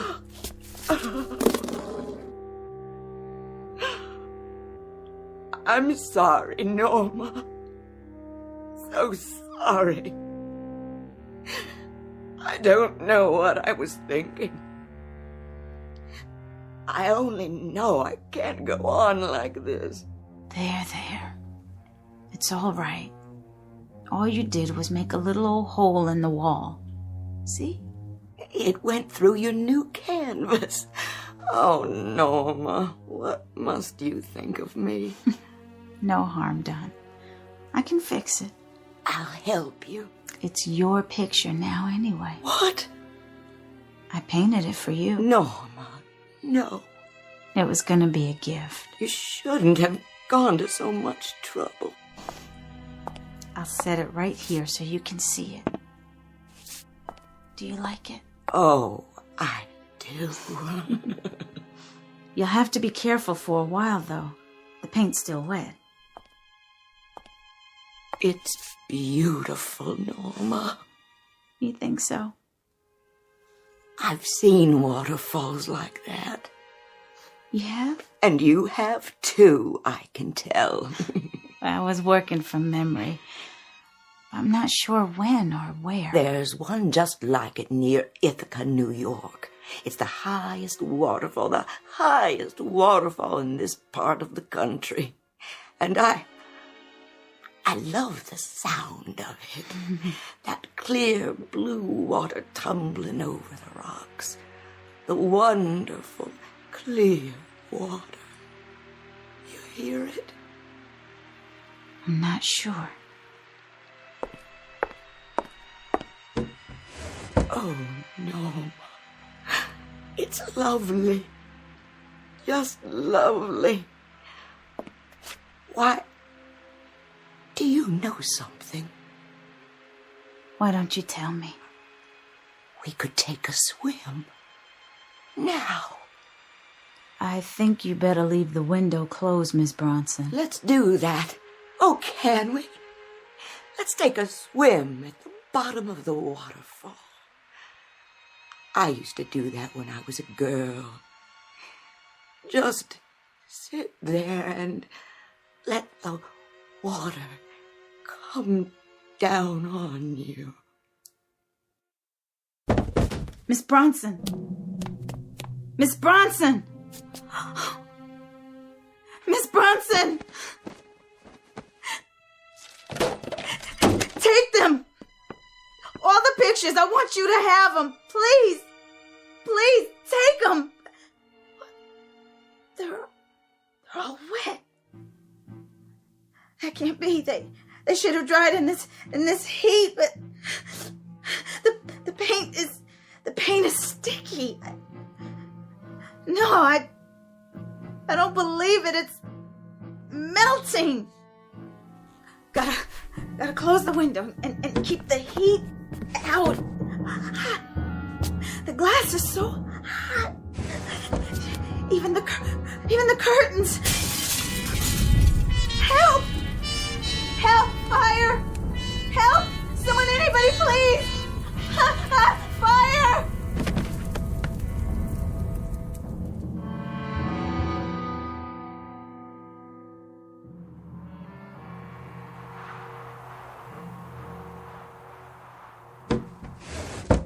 How is she, Doctor? She's coming out of it now. Should I leave the blankets on her bed? For a while longer. We don't want her to get a chill. I'll turn the heat up as soon as it comes on again. Miss Smith? Miss Smith? Yes. You've been running a very high fever, but I think it's finally broken. Fever? You gave us a start, child. You've been so ill. But you're going to be all right now. Of course. Look in on her every few minutes. Give her something hot to drink if you can. I'll do that.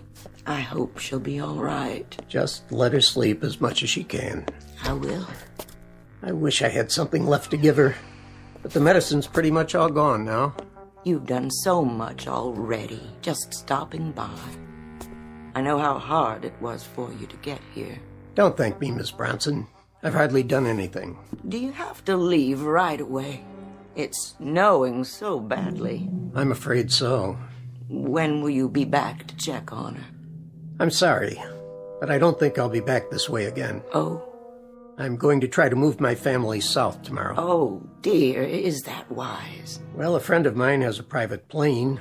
Otherwise, I wouldn't risk it. Of course, it's still risky with ice on the wings and all. But we've got enough fuel. If we keep it in the hangar till morning, it should start. They say on the radio when they're broadcasting that Miami is a little warmer. So they say. You know, sometimes I think we're just prolonging it. That's all we're doing. Everybody's running like scared rabbits as far south as they can get. And they say that within a week everything will be covered with snow down there, too. I only hope the heat comes back on. I can tell it's going to get worse, even here. Especially here. How many are left in the building?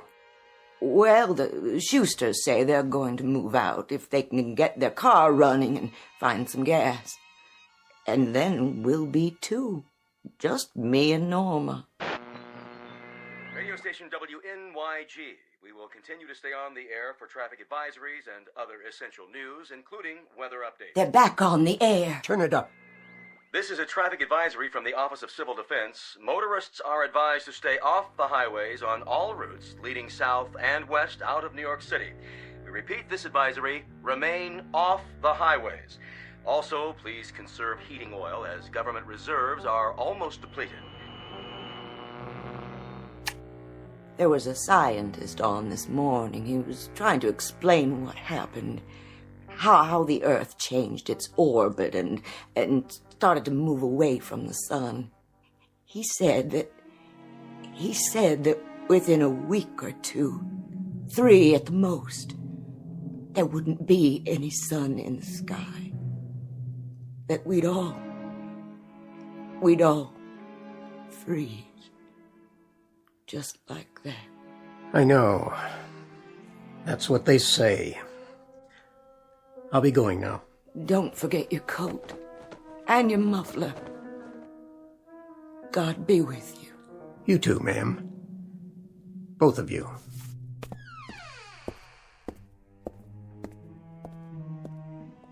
Miss Bronson. I'm right here, dear. And how are you feeling, Norma? I had such a terrible dream, Miss Bronson. Oh, now. It was so hot, and there was daylight all the time, and there was what do they call it? A midnight sun. There wasn't any night at all. No night at all, nowhere. That was quite a dream. Isn't it wonderful? What, dear? Just being here. To have darkness and coolness. You don't know. You can't imagine. Yes, my dear. My dear, dear Norma. It is.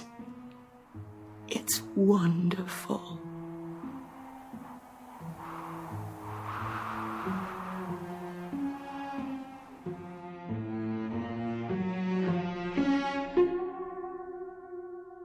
The poles of fear, the extremes of how the earth might conceivably be doomed. Some say by fire, some say ice. No one knows which, if either, it will be. But the mind remains restless, awake in the night, imagining how it will come. The truth, however, may not be ours to know except in dreams, when imagination whispers warnings to us all. And who can say what truths lie in the messages from that much maligned region where there are no road maps to point a way out of endless darkness or endless day? But don't lose any sleep over it, not just yet. It's all a trick of the mind, that vast uncharted continent explored only by the bravest and most reckless among us, the ones we call seers and artists. For now, this simple exercise in the care and feeding of a nightmare, respectfully submitted by all the dreamers and thermometer watchers in the Twilight Zone.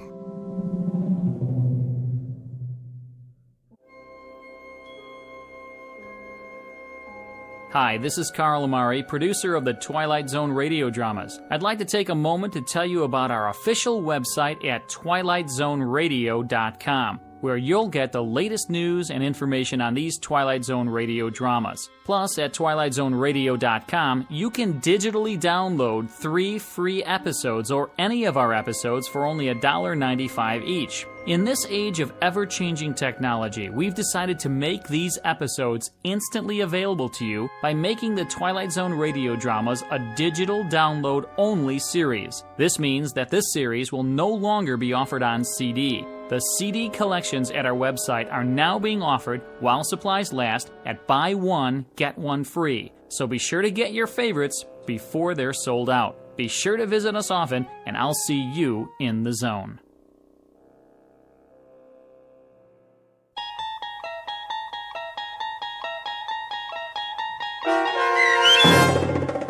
Midnight Sun, starring Kim Fields, with Stacy Keach as your narrator, was written for The Twilight Zone by Rod Serling and adapted for radio by Dennis Etchison. Heard in the cast were Taylor Miller, Doug James, Linda Ryder, Lauren Patton, Rich Kominick, Turk Muller, Lynn Foley, and Guy Burrell. To learn more about the Twilight Zone radio dramas and to obtain audio cassettes and CDs of these programs, visit our website at twilightzoneradio.com.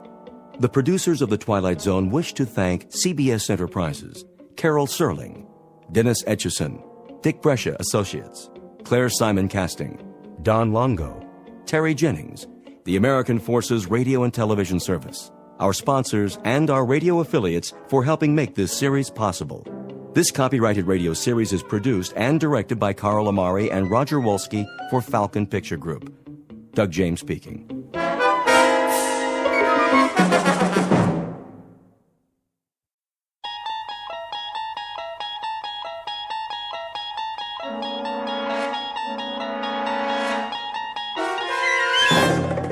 You unlock this door with the key of imagination.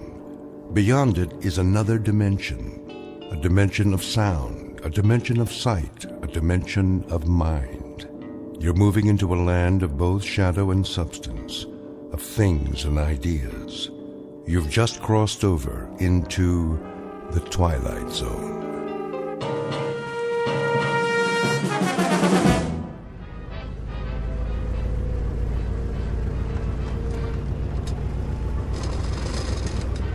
That looks like a good one. Does it? Well, it's hard to tell from here. As good as any, I guess. Ralph Wiggins Auto Wigwam.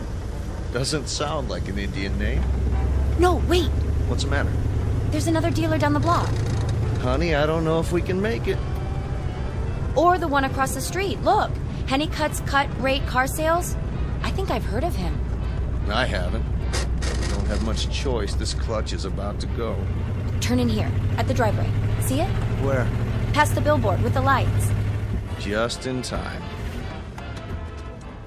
At least they're all on the same block. If we don't see what we want, we can walk to the next dealer. Sure, honey. Looks like this one's got a lot of cars, though. They're not very new. That's all right. Dollar for dollar, the best buy is always a used car. Is that what they say? That they do, young lady. That they do. Hello. Howdy. Beautiful night, huh? Not too warm, not too cold. Out for a drive, were you? Saw my sign and couldn't resist, am I right? We're just looking. Sure you are. I understand perfectly. A young couple like yourselves. Just get married, did you? It's been 3 months, 6 days, and 5 hours. I knew it. How could you tell? Does it show? Like a halo, little lady, around both your heads. Why, I can always spot newlyweds when you've been in the business as long as I have. Look all you want. You're entitled. Just don't take too long. I'll be closing up in a while. Of course, that ought to be more than enough time. Mr. Henniker! Yeah? Excuse me a minute. Another one of my satisfied customers. How do you start this thing? Give it another try. Are you sure this is the right key? Sure, I'm sure. Engine's clean, just gave it a tune-up. No extra charge. Something's wrong with it. No. Needs a little breaking in is all. New points and everything. There you go, Mr. Nolan. You got yourself a great deal. A honey from Hennicut. Drive it in good health.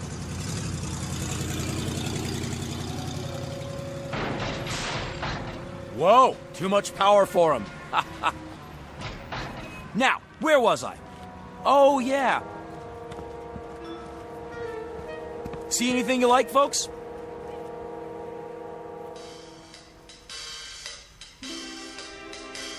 This, as the banner over his lot proclaims, is Mr. Harvey Hennicut, an expert on commerce and con jobs. A brash, bright, and larceny-loaded wheeler-dealer who, when the good Lord passed out consciences, must have gone for a beer and missed his. And there are a couple of other important characters in our story beyond the young couple you've just met. One is a little old man and one is a Model A Ford. But not just any old man and not just any Model A. There's something very special about both of them. As a matter of fact, in a few minutes they'll give Harvey Hennicut a rare gift. Something he's never experienced before. Exactly where they come from is conjecturable. But as to where they're headed, this much we know. All of them, and you, are on the threshold of the Twilight Zone. And now, The Twilight Zone and our story, The Whole Truth, starring Henry Rollins, with Stacy Keach as your narrator. Well, what's your pleasure, folks? Got every kind of car you could imagine. We're just looking. That's all right, isn't it? Of course it is. That's what we want you to do. Nobody pushes you around here. No, sir. Around here, you can take your time. Pause, check, recheck, think, peruse, contemplate, wade through, thumb over, and dip into. At your leisure. Be my guest, folks. Thank you. We were thinking maybe a little coupe, that doesn't cost too much. That's all we need. There's just the two of us. A compact, maybe. Something for a few $100s down. As late a model as we can get. Late? You shock me, you know that? You shocked me just then? Oh, we're sorry. We didn't mean... You know why you shocked me. I'll tell you why. It's because you've succumbed to the propaganda from every cement-headed clod up and down this street. They call it Dealer's Row, but that's all it is, propaganda. They like to push the late models, don't they? Am I right or am I right? Well, we haven't been to any other dealers yet, but... Then you're lucky. They all do. And you know why they push the late models? No, I can't say that You think it's because they're honest citizens? Upstanding, law-abiding churchgoers? Ha! Let me tell you something, young man. They push the late models because that's where the profit margin is. Plain and simple. I don't really know much about... I'll let you in on a trade secret. They'll cram those new babies down your gullet because they'd rather make a buck than a friend. Repeat customers, they don't know the concept. But that's what keeps a business going. A year, 2 years, 5 years down the road, friends are what counts. But these new car dealers, they'd rather fill their wallets with cash than fill their hearts with the fellowship of man. Or woman, as the case may be. You understand what I'm getting at? I can see it in your eyes. You're bright young people. We were just looking for transportation. We figured that the newer the car... New? Ha! That's where you're completely wrong, where you've suddenly gone amiss. That's the fork in the road and it's headed you straight up a blind alley. You don't want a late model car, one of those new jobs. Oh, no. We don't? Not one of those rinky-dink jobs slapped together on an assembly line, covered with chintzy chrome and plastic or whatever they use now. Crazy designs, idiotic names, and no more workmanship than you can stick in a thimble. No! I'll tell you what you want. You want the craftsmanship that comes with age, the dependability of proven performance, the dignity of traditional engineering, the maturity. Well, this is what you've been looking for. Take a gander. It'll get you where you want to go, and it'll get you back home. You have my word on it. And just for a few dollars more, you can have that guarantee in writing. This one? But isn't it a little too old? Not at all. It's a classic. Kick the tires, put your foot up on the bumper. Go on, you can't hurt it. Oh! What happened? My mechanic, he just put a new grill on the front, so it'll look absolutely perfect. You can do that, anytime. All parts interchangeable. He was just about to torque down the connecting bolt, but he must have gone to get a different wrench. If you're gonna do a job, do it right, I always say. Maybe we should let him finish. Not to worry. Did you know that the original prototype of this car was a Mark II tank? Really? Oh, yeah. When you get on the freeway with this baby, everybody else, get out of the way.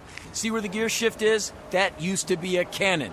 Now, why don't we sit down somewhere and talk turkey? My office is a good place, nice and private. I don't know. Well, I do, because this is the one you want, and this is the one you're gonna get. I'll bend over backwards to make you a deal. When you drive it off this lot, you're gonna feel so... Come on, honey. Huh? Where are you going? Well, if we could...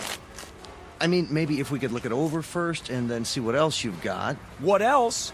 Don't you know a good thing when you see it? This one will be gone by the time I close up tonight. Bargains don't last long on this lot. Here, check it over from the inside out.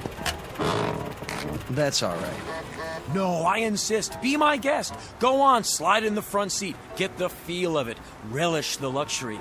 Class like this doesn't come along every day. Hello? Be right with you, Grandpa. Come on, young fella. See how they built cars back when they knew how to build them. Well, if you say so. Come on. You too, madam. Here, have a seat. Just slip right in. There we go. Park yourself in there and enjoy it to your heart's content. It does have a lot of room. Sure it does. Boy, oh boy, you know what you should have when you sit in a car like this? Moonlight and a bottle of good wine. To go with the music from the radio. This baby here has atmosphere, huh? But good.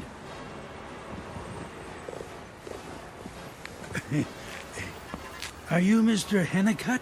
Yeah! Relax a minute. Feel the magic. I'll be right back. How do you do? Well, that depends, Gramps. What do you have in mind? I wanted to bring you my car. So I see. Where'd you get it? Out of a museum? It's a genuine Model A, original factory stock. If you came here to park it, I'll charge you a nominal rate, but if you're here to sell it, you'll have to give me a minute so I can have a little laugh. Ha ha ha! There, I got that out of my system. I'll give you $50 for it. Any junk man, he'll give you 45 tops just to haul it away. The Smithsonian might beat that by $1 or $2, but don't hold your breath. The parts alone are worth more than that. It's a collector's item. Well, then you better take it to a swap meet. I only deal in cars I can move. If you're thinking about a trade-in, forget it. This here's what you call a white elephant. No, I wasn't thinking of buying another car. I thought you might need it. For what? It's a wonderful old car. Been in my family for years. They built them better in those days, I think. Ah, Granddad, that's the line everyone falls for. The old rhubarb, the saw, the turkey that everybody and his brother's trying to pull on the open market. Cars were built better in the old days. Ha! In your dreams. You don't believe that? Let me tell you something. 10 years ago, even 10 years, they didn't know how to build cars. Not like they have today. It's the new cars that sell. It's the new cars that run. It's the new cars that combine the genius of mind muscle in the assembly line. Modern factories, better technology. Look at this thing. Heavy old sheet metal, painted black. It's great if you're going to a funeral. I see. But I tell you what I'm gonna do. Just because I like your face reminds me of my own grandfather, rest his soul. A man of dignity, down through his declining years until he died. Rescuing a capsized boatload of people on the East River. Is that right? So, I can see my way clear to give you 60 for it. I'll probably have to tear it down and sell it wheel by wheel, bolt by bolt to an antique dealer, or the first itinerant junk man who comes around, but you caught me in a good mood. 60 I can go, not a penny more. $60 cash? That's the offer. Take it or leave it. And I kinda need the money, but couldn't you make it 70? You try my patience, old friend, to the max. What does that mean? That means 60 is going, almost gone. No, please. Just in time. Sold. 60. Cash on the barrelhead. Now, I tell you what you do. You go in that little office, I'll meet you there. Once you get your papers and your car registration together. Did I say car? Make that vehicle. I've got the papers right here. You do? Came prepared, huh? All right then. Let's get this over with. Step into my office.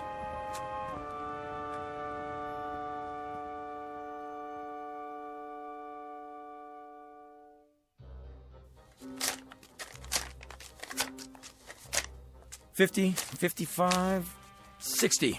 There. Did you sign the bill of sale? At the bottom of the page. Good. And the pink slip? On the back. Perfect. Signed, sealed, and delivered. Mr. Hennicutt. Mr. Hennicutt, of course. Here are the keys. Thank you. Oh, by the way, Mr. Hennicutt. Yes? There is one other small item I ought to mention, in the interests of full disclosure. Go ahead. It's haunted. Haunted? You don't say. Oh, yes. Without a doubt. The car is quite haunted. It's been haunted ever since it came off the assembly line, and every single one of its owners can attest to that fact. Well, now, I don't suppose you'd mind telling me how it's haunted. Oh, you'll find out soon enough. I will, huh? Did you sign the back of this form? Yes. Right. Or how can I unhaunt it? Wouldn't want to miss a thing like that. There's only one way. And that is? You'll have to sell the car. Oh, sure. I think I can remember that. Well, Mr. Hennicutt, it's been a real pleasure doing business with you. Likewise. Watch your step going out. I think you may find that you have actually gotten the best of the bargain at that. My aged friend, you do me an incredible injustice. Our little transaction, haunted or otherwise, was my charity case for the day. You dwell on that, will you? Dwell on it. No, Mr. Hennicutt. You dwell on it. And I rather think you will.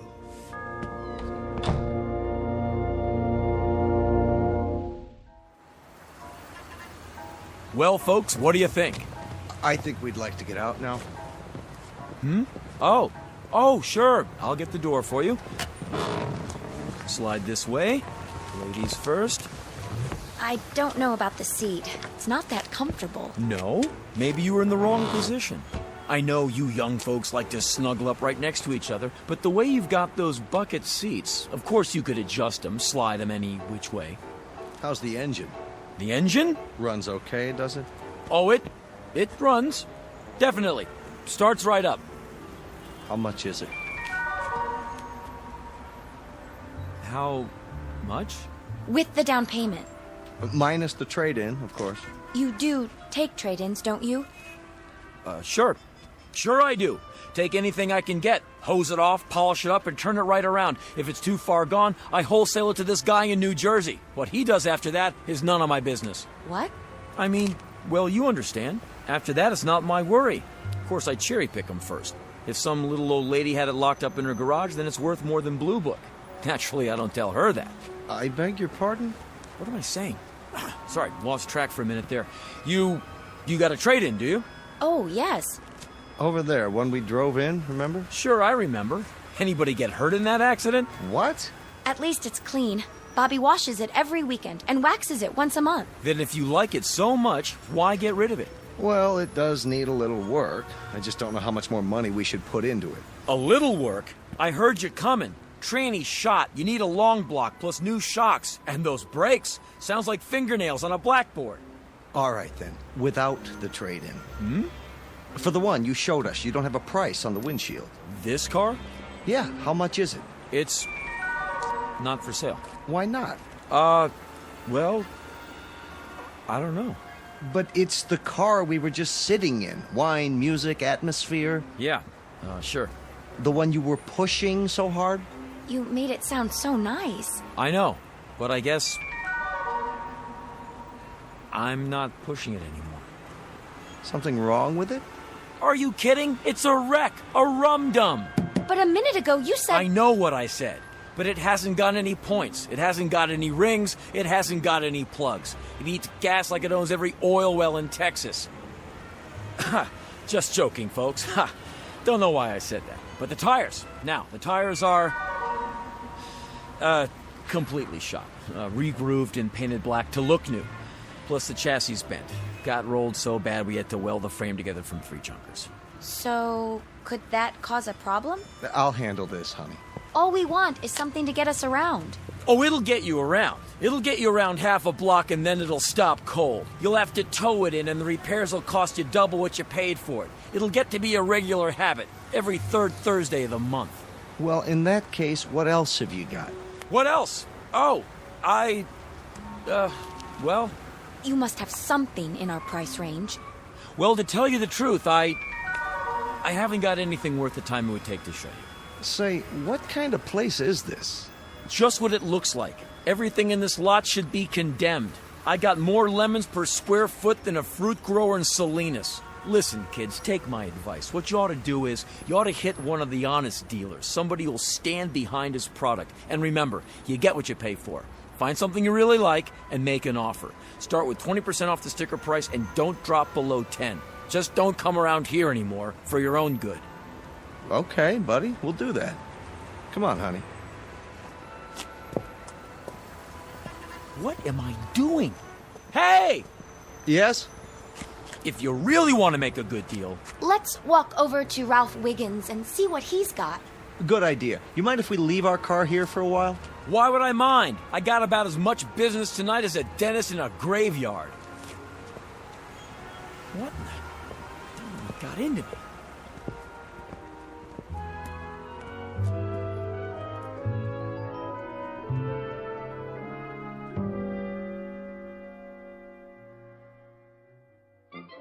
And if I can't meet or beat any deal, I'll put a weasel in my pants. What do you think of that?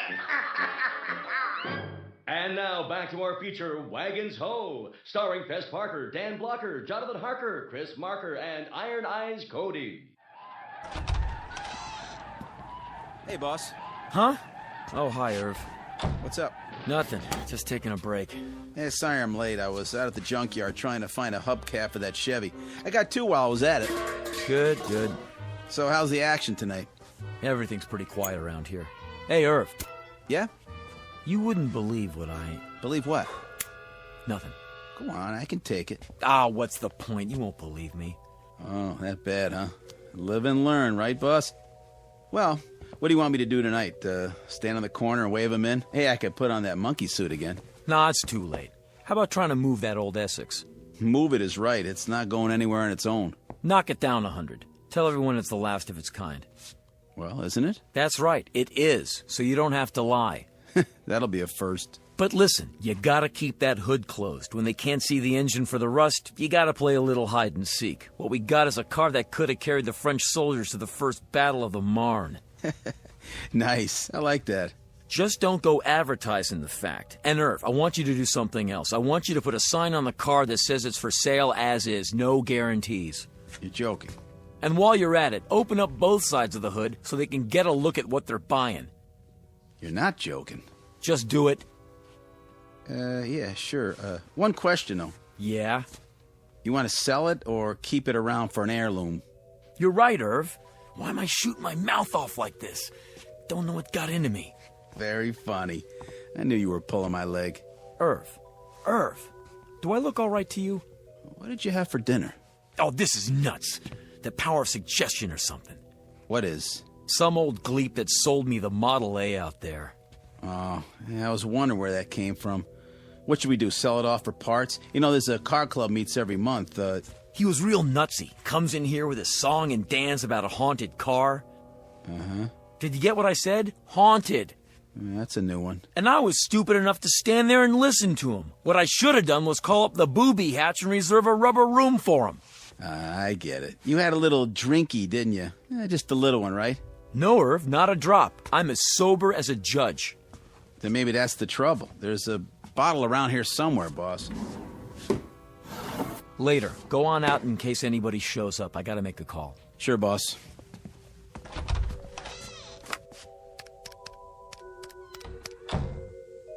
Is that you, honey? Yeah, it's me. You're ever loving. Say, baby, about tonight. I'm gonna be a little late. Well, it's inventory time. Look, I told you about that. Sure I did. Oh yeah, the whole lot. Might run into the wee hours. So what I'm gonna do, what I'm gonna be doing tonight is, I'm gonna be playing poker with the boys. And when I told you it was inventory time last month, I was playing poker with the boys then too. Honey, wait a minute. Hold on. I'm kidding. I didn't mean that.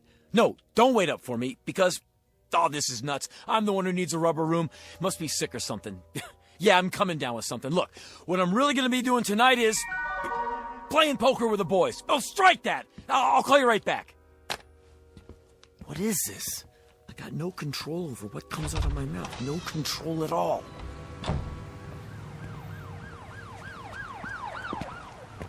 I was just gonna lock up the side gate. Good. You do that, Irv. Hey, boss, what's the matter? I mean, you don't look so good. Irv, I'm in the midst of a calamity. The old gleep I was telling you about, the one who said the Model A was haunted? Yeah? He was right. Whoever owns that car has to tell the truth. Irv, you dig what I'm saying?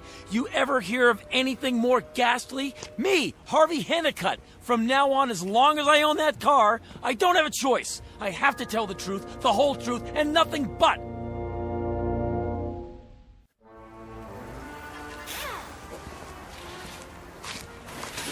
Morning, Irv. Oh, hi, boss. I wondered where you were. So I went ahead and opened up. Thanks. Thought I'd put that hubcap on the Chevy. It's not a perfect fit, though. Rim must be bent. Hey, I gotta jack it up and take the weight off. Be my guest. Something wrong? I gotta clean up.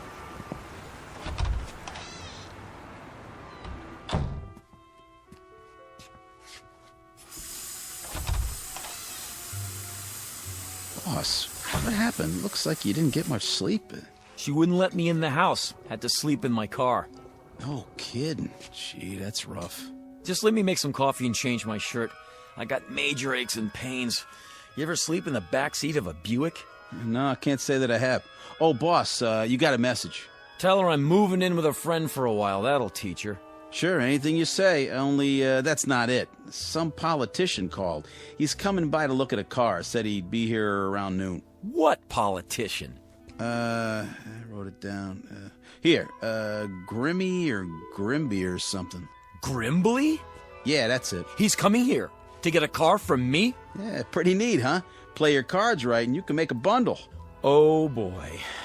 Tell me which ones and I'll polish them up. Now, that's what I call bad timing. Why? We got a couple of hours. Sure we do.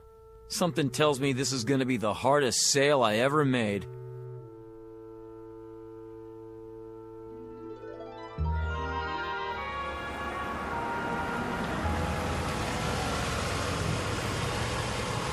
How do? Let me get the door. Luther Grimbley. I know, sir. I recognize your face. You do, huh? Of course. My associate told me you called. Honest Luther Grimbley. 30 years in politics, currently up for re-election. Alderman, 13th Ward. In honor, sir. What's your pleasure? Something special for the St. Patrick's Day parade. I understand perfectly. Something out of the ordinary, like a nice classic Model A, for instance. Look at those lines. Beautiful, isn't it? Well, that depends. If you take 12 aspirin and shut your eyes tight, you might call it that.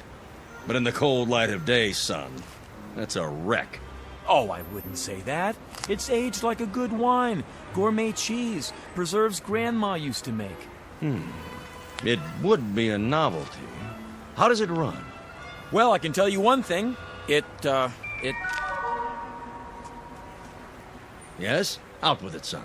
The block's cracked. The block? All the way through. Let me open the hood so you can see. What else? Where do you want me to start? The tires, for example. Good rubber? Shot.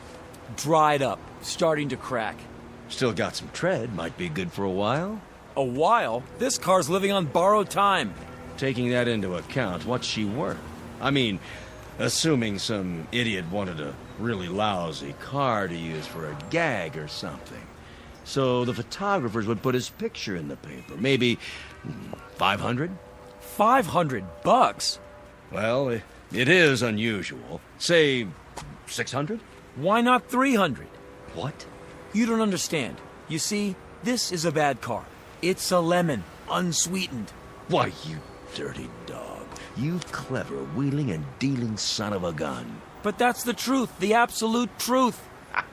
I've heard all kinds of routines, all kinds. Nothing gets past Luther Grimley. But you, clever little cookie, you, this is the old reverse English, isn't it? The old twistaroo.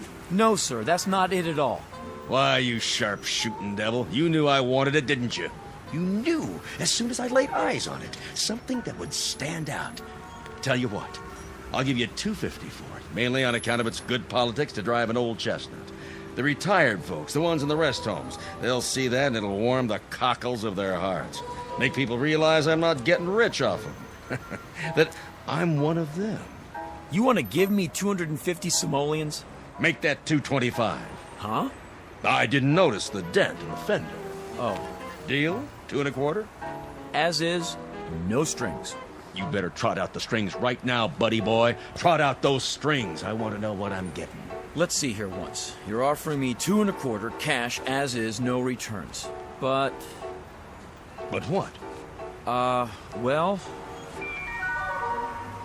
It's haunted. Haunted? This car is haunted? Yeah. Yes, sir. How is it haunted? Whoever owns it has to tell the truth. What do you mean by truth?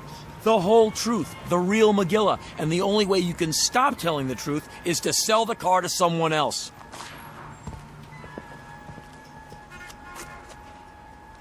How about this baby over here? That's no baby, it's a great-grandfather. Hasn't got any transmission, no differential, no rear end at all. It's shot by a firing squad. By golly, that's the goods, isn't it? You really do have to tell the truth. So that's it. That's the reason for the backwards pitch. You don't have a choice. You have to tell it like it is. So what about the Model A? What about it? Well, in spite of the fact that it's haunted, it's still a swell conversation piece. For some people, maybe, but not for honest Luther Grimley. Buddy boy, I'm in politics. That's the trough I feed from. And when you tell me I gotta start telling the truth all the time, holy Hannah, don't you get it? Well, I couldn't make another speech. I couldn't run for dog catcher. Why don't you sell it to Boss Ryan over at the 12th Ward? I'd love to hear him lay it on the line one time. Just once. Or the mayor. Why not the mayor? Why don't you sell it to City Hall? If he comes by, maybe I will. I guess that would really shake things up. You don't have to wait for the mayor. There's bigger fish in the sea. In fact, here comes one right now. Where? The stretch limo. Got his whole entourage with him. Wants to see how we do things over here. Been following me on my rounds all morning. Who is he? The Emir of Ugusistan. Most powerful potentate in his corner of the world. Give him a deal. Get you more publicity than money can buy. If you catch my drift.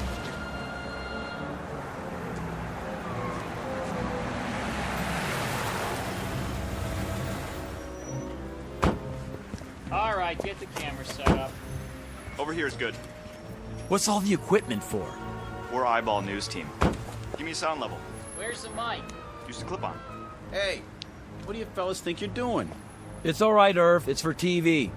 TV? Yeah, 6 o'clock news. Are you the manager? No, I am. Harvey Hennicutt's Cut Rate Auto Sales, where the deals just keep on coming. So long, Amir. I gotta get back to work. You know how it is. Keeping democracy running. The Emir is grateful for your hospitality.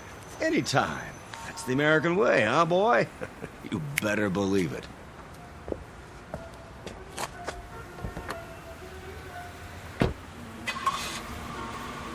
Why don't you boys stick around a while? The Emir is due in Manhattan shortly. Stand back, please. May we have a few words? No interviews. If you can, roll down the back window. We can get a shot. Will you ask him? Alas, I am only the translator. Now he must go over his speech. Say, is anybody hungry? I could order out. What does he like on his pizza? Mr. Hennicut? That's me, Harvey Hennicut. Hennicut's Cut Rate Auto Sales, at your service. The Emir expresses interest in one of your automobiles. Oh, he does, huh? Well, why don't you step into my office so we can, discuss it in private? Here, I'll get the door for you.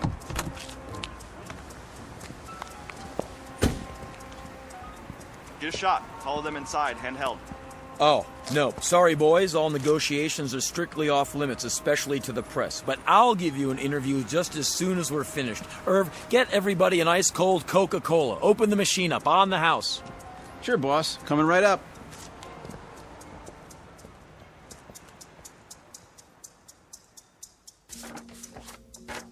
All he has to do is sign right here. You can take it out to the car if he doesn't want to come in. Everything seems to be in order. Go ahead, then. I'll get the keys. Do you need a pen? Mr. Hennicut. Yes? It's your motives I'm concerned about. Don't worry about my motives. I'm not trying to cheat you. Of course. But it is an example of Mr. Henry Ford's great contribution to your country, the production line. Quite brilliant, really. That is why the Emir desires it for his collection. And yet, your price seems overly modest. Look, I bought the car for $60. I'm selling it for $60. That's all.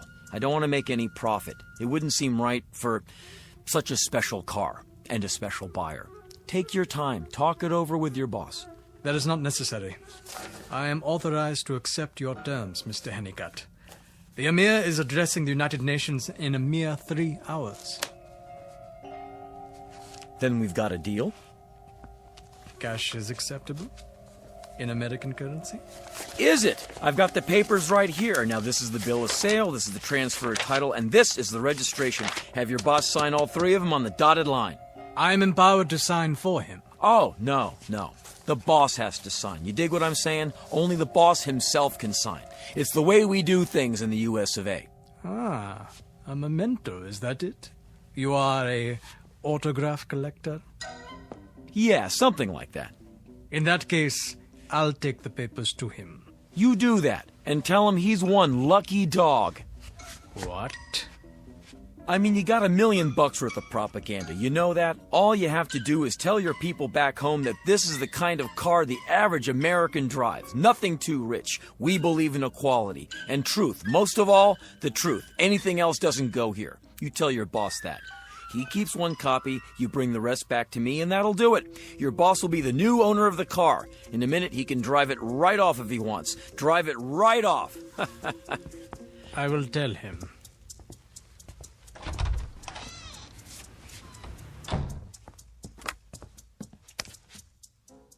Operator, long distance. The New York Times. No, wait a minute. Listen, operator, can I ask you a question? If an American citizen has something important in the way of news, I mean real important, that could affect foreign policy, well, who should he call?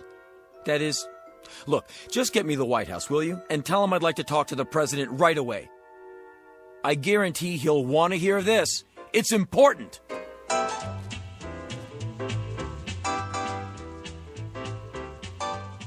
Couldn't happen, you say? Far-fetched? Way out? Possibly. But the next time you buy an automobile, remember this. If it looks as though it went through the Battle of the Marne, and the seller is willing to throw in an arm, not to mention one of his legs, be cautious. And once you sign the bill of sale, be particularly careful about telling your boss that you've missed work because of your grandmother's funeral, when you were actually at a baseball game, watching a doubleheader with the Dodgers. Because you'll be the proud possessor of an instrument of truth, manufactured and distributed by a dealer with exclusive rights to a territory called the Twilight Zone.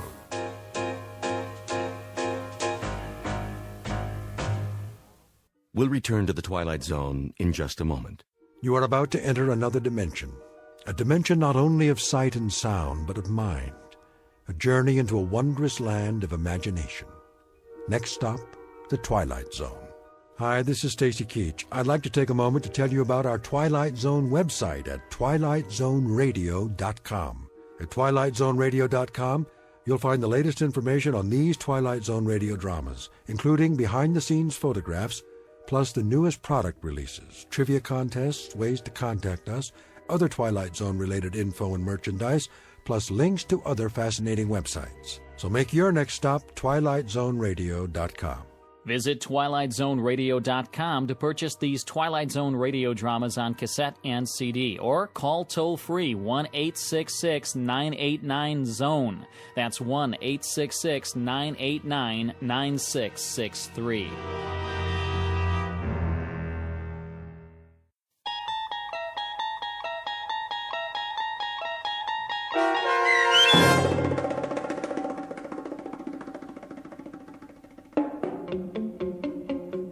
The Whole Truth, starring Henry Rollins with Stacy Keach as your narrator, was adapted for radio by Dennis Etchison and written for The Twilight Zone by Rod Serling. Heard in the cast were Jeff Lupetin, Doug James, Christian Stolte, Elizabeth Lido, Bernie Landis, David Darlow, Anish Jetmalani, Carl Amari, Vince Amari, and Ellie Weingart.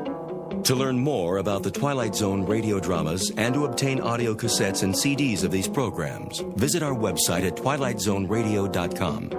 The producers of The Twilight Zone wish to thank CBS Enterprises, Carol Serling, Dennis Etchison, Dick Brescia Associates, Claire Simon Casting, Terry Jennings, XM Satellite Radio, Sirius Satellite Radio, our sponsors and our radio affiliates for helping make this series possible.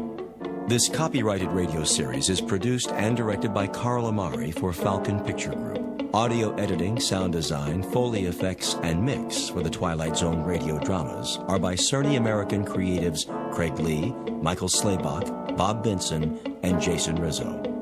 To learn more about the Twilight Zone radio dramas and to contact us, visit our official website at twilightzoneradio.com. Doug James speaking.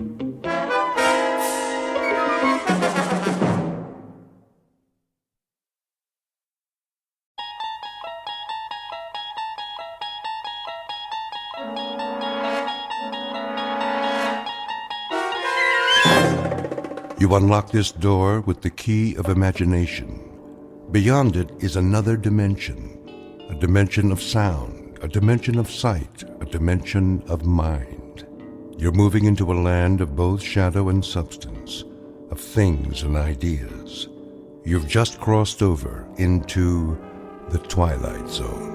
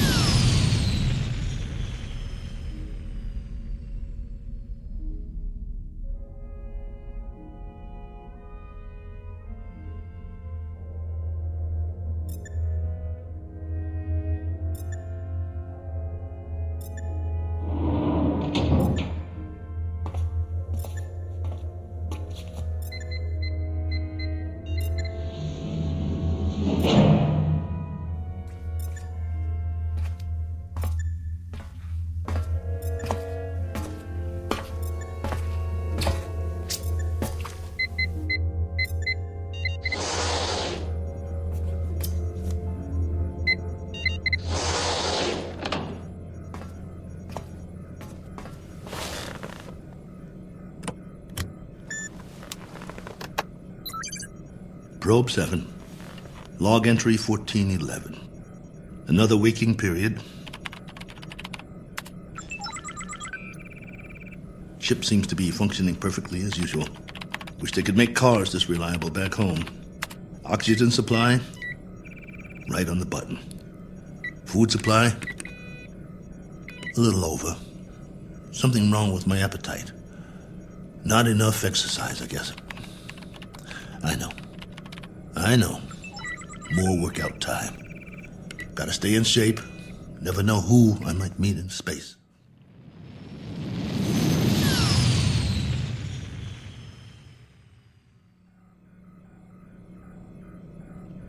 Coordinates on autopilot.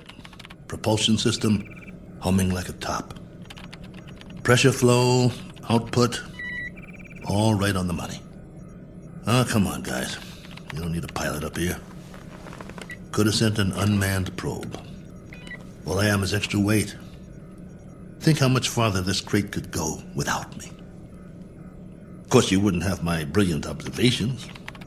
Boredom, followed by prolonged disinterest, with periods of great loneliness. Must be fascinating. Here's an observation. All these blinking lights in the cockpit. They remind me of stars, or candles, or cigarette lighters. That's it. Do you remember cigarettes? Did you know at concerts people had these little lighters, and sometimes they'd hold them up and it looked like a sea of stars out there in the dark? I want to write a book, not this diary. Doesn't have enough plot. Just me remembering. That's who I am, boys. He who remembers. Oh, well. Better send you the numbers. Here goes the download. Transmitting now. Till next time, this is Colonel A.L. Cook. Over and out.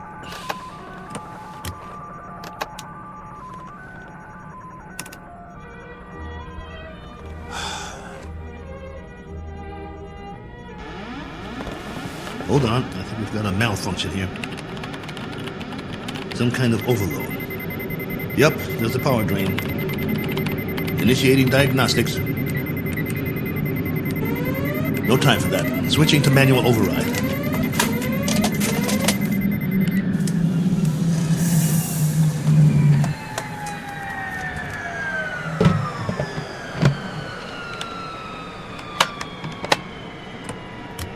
Base, this is Probe 7.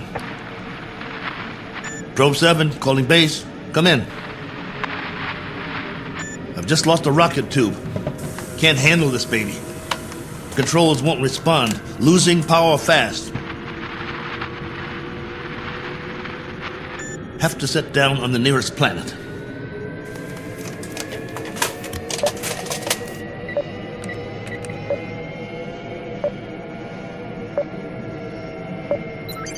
Got one in view now. Not much choice.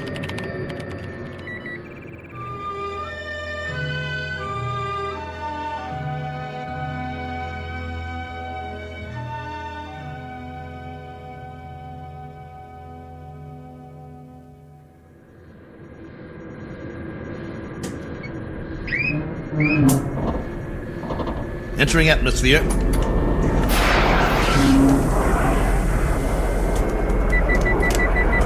Surface coming up fast.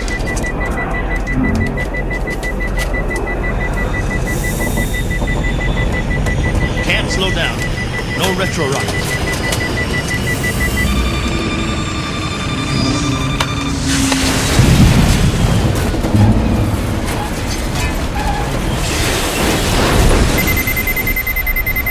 Warning.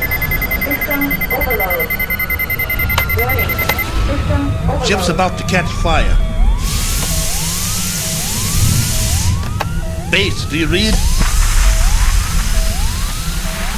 This is Probe 7. Probe 7. Mayday! Mayday!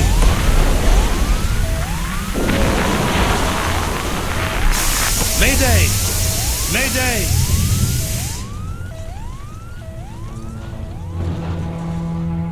One Colonel Cook, a traveler in deep space several million miles from his point of departure and presently out of options.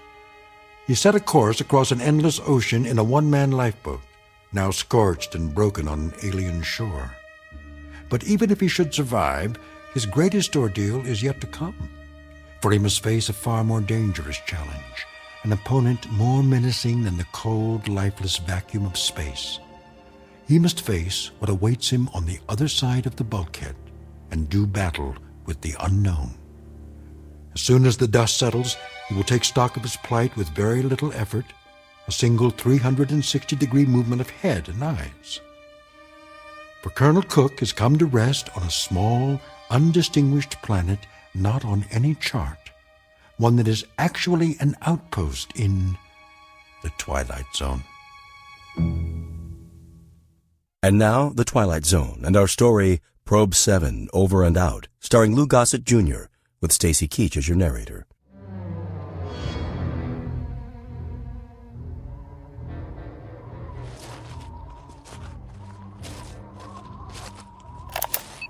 Log entry 1412. I'm alive. That's all I know for sure. The ship is wrecked pretty badly. It might be possible to realign the main drive, but not without help. So far, I'm holding up. One badly bruised head and a broken right arm for which I've made a sling. A few more painkillers in the first aid kit, but after that, I'm on my own.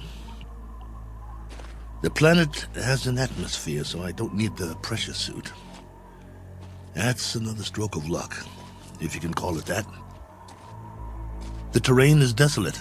Sand, rocks, some low-grade plant life. That means there's water. The question is, how much and where? The ship has cooled down now, what's left of it. Main instrument panel is intact, so I'll try to contact the base directly, if there's enough power. More later. Cook, signing off.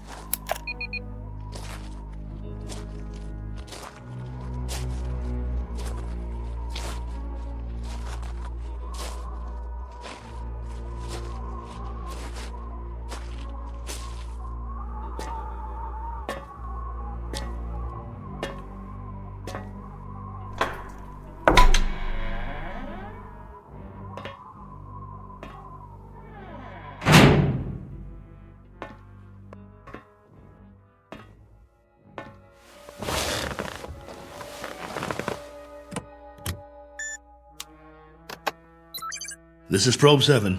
Do you read? Probe 7. This is Probe 7, calling base. Probe 7, with a landing report and damage assessment. Over to you, base.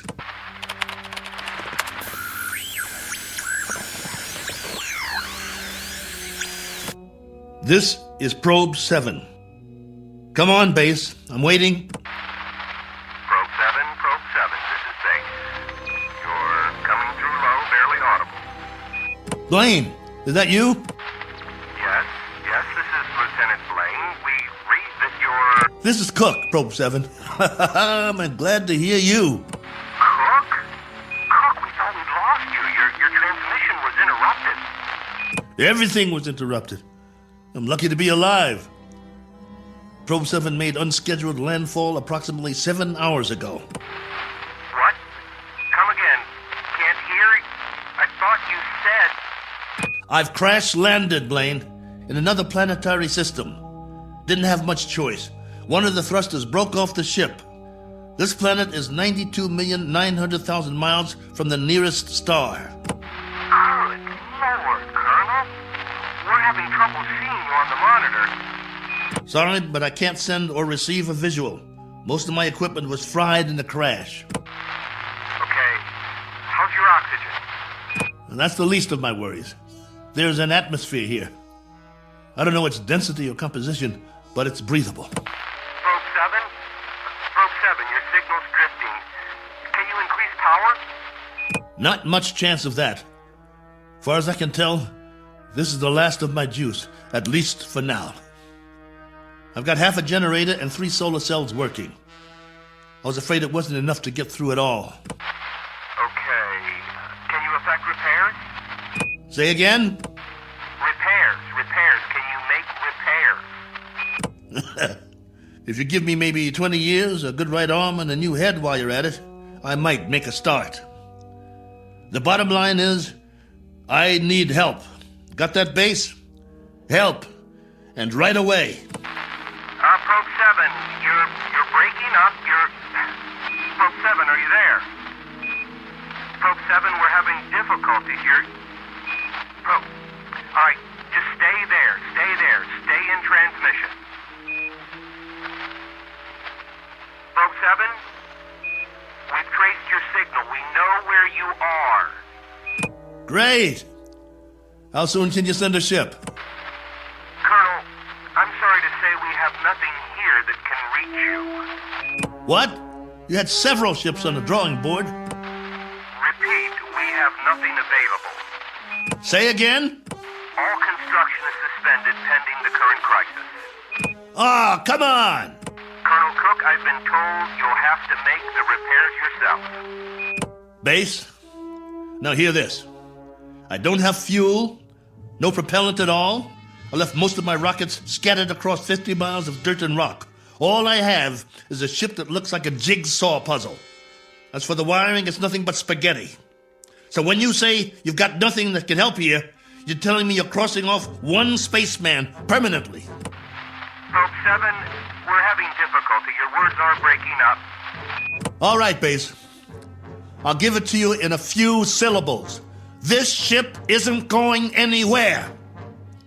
Not forward, up, down, or back home. Is that plain enough for you? Now I'm asking you again. Isn't there anything you can do to help me out here?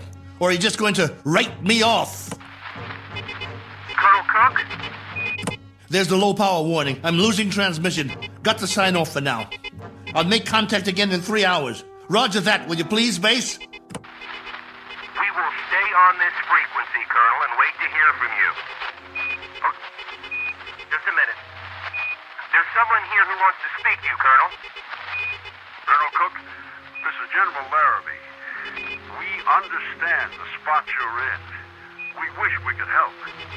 Thank you, sir. Well, there is a possibility that once you give us a full report on the ship, we can send you instructions for its repair and walk you through it step by step.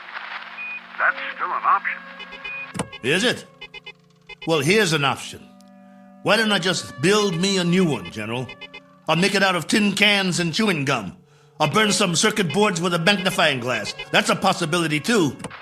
Colonel, I'm trying to be frank with you. Sorry, sir. I'll transmit again in 3 hours. Over and out. Heaven help me. Wonder if that's a possibility.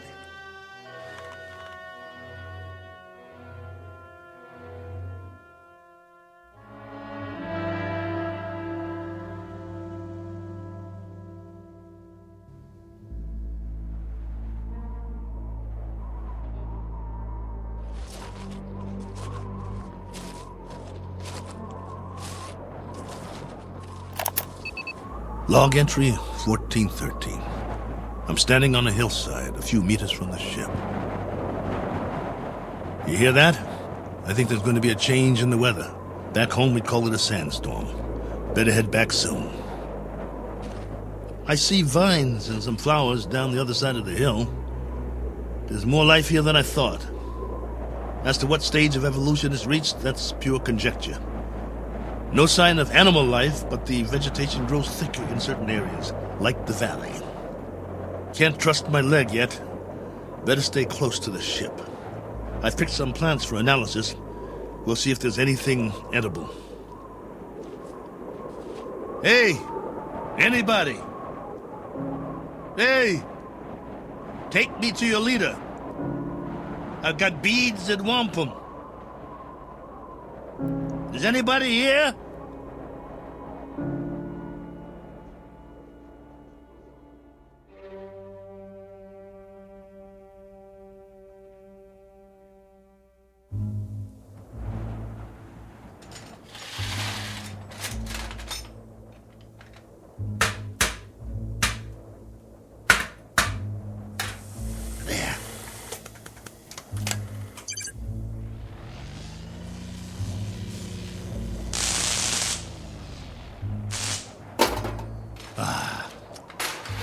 That's just great. The last good wires in the whole ship. Here comes that sandstorm. I'm gonna get the hatch shut. Close, will you? That's it. A little bit more. There. That'll have to do.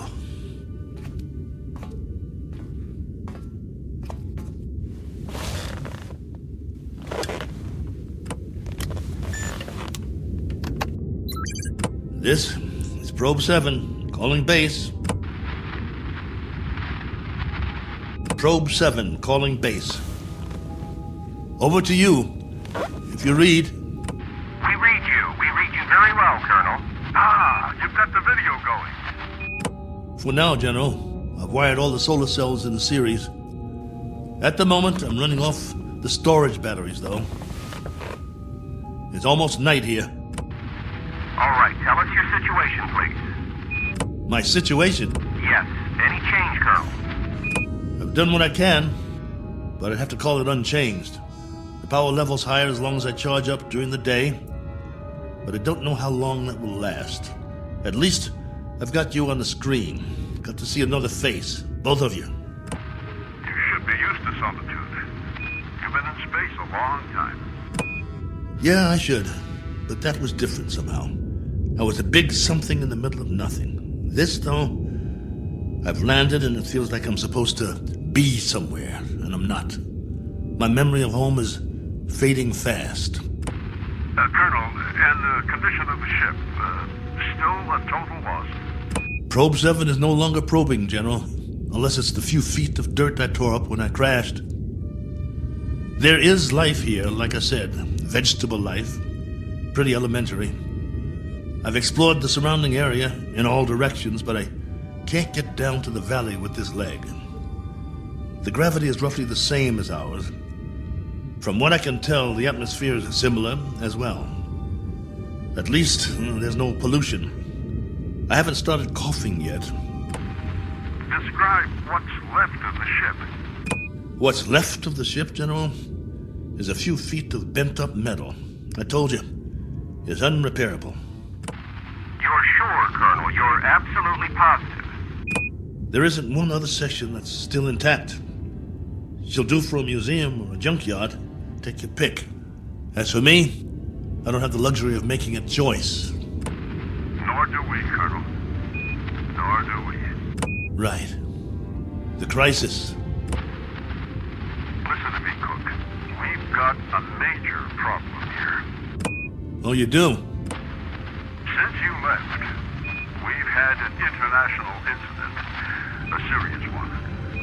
There's talk of war. The next 24 hours will be crucial. As long as I can remember, there's always been a crisis, and there's always been talk of war. Well, hasn't there? Yes. But this time, I'm afraid. You'll forgive me, General, but I've got a crisis too, and it's a very immediate one. I have the remainder of my rations and 2 broken bones in one arm. You have my location. I need to know that help of some sort is on the way, or would you call that unreasonable? Now listen up, Colonel. The rest of the fleet's been taken out. There isn't another ship, unless we build one. And if we go to hydrogen war in the next few hours, there'll be nobody left to do the building. Do I make myself clear? You're serious? That's the realistic view, Colonel. It may go down hard, but I'm giving you the facts of life. 10 hours from now, maybe 6, maybe 4, we'll be fully committed. I'm talking about 500 million people, not just one man. That's about as clear as I can put it. Very well then, General. I guess that's it. We don't see any alternative. Will there be any point in making further contact with base? Yes, Probe 7. For 2 reasons I can think of. Both of some benefit to you. One, so you'll know that you're not alone up there. And 2, to confirm that your own world still exists. Though the latter is a moot question at this point. Over to you, Colonel. I can't think of anything else to say at the moment. Feel free to keep the signal open, if you like. Can't do that, General. I need to charge the batteries when it's light again. Here's that storm. Don't know how strong it'll be or how long it'll last. But I'll try to get through it. Nothing else I can do. Then, for whatever it's worth, know that we're still here. For now. Over to you, Probe 7. Roger, base. And out.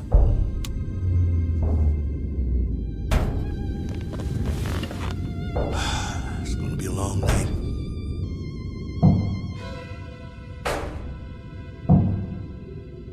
Wait, what's that? Hold on. Blaine? General?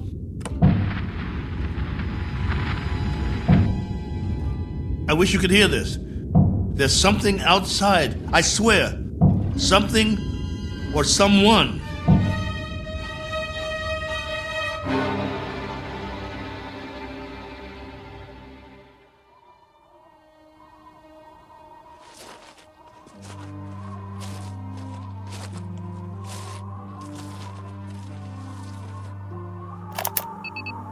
Log entry 1414. Just in case anybody ever hears this, I didn't get much sleep last night. I was waiting for the wind to die down. As soon as it did, I opened the hatch sometime around dawn. You see, I thought I heard something pounding on the hull, over and over. It couldn't have been an accident. It had to be something intelligent trying to signal me, to let it in from the storm. That was what I thought. Funny the way the mind works. I've never been so glad to hear anything in my life. And at the same time, so afraid. But I opened it anyway. Well, everything was covered with a fine layer of sand, silica crystals, very much like the soil back home. And that was the trouble. Whatever had been outside, there was no sign of it now. If there were tracks, the sandstorm had wiped them out. The ground, everything, smooth as a beach where no man has gone before. I did find something, though. A broken branch. So, it was only the wind, after all, blowing it back and forth before it broke off. Had me going for a while. So much for my man Friday. Now I'm back to the old routine. Reconnaissance, hunting, and gathering. Just think, a few million years from now, something on 4 legs, or 2, or 8, may actually walk this barren planet again. A few million more years, and it will grow a bigger brain so the species can start doing the same things I'm doing. Foraging for food, trying to survive. Wonder if there'll be anything left of the ship by then. Probably not. Me? I'll be a fossil at the bottom of a tar pit somewhere, and no one will realize I was ever here. Well, onward he marched, for want of anything better to do.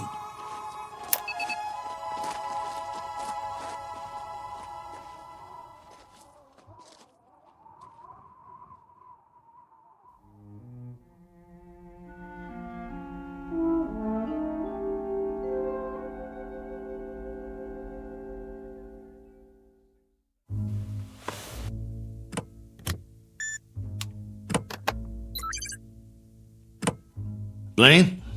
General Larrabee? Are you still there? Here, Colonel. Go ahead. Well, you look like you haven't slept. Not much.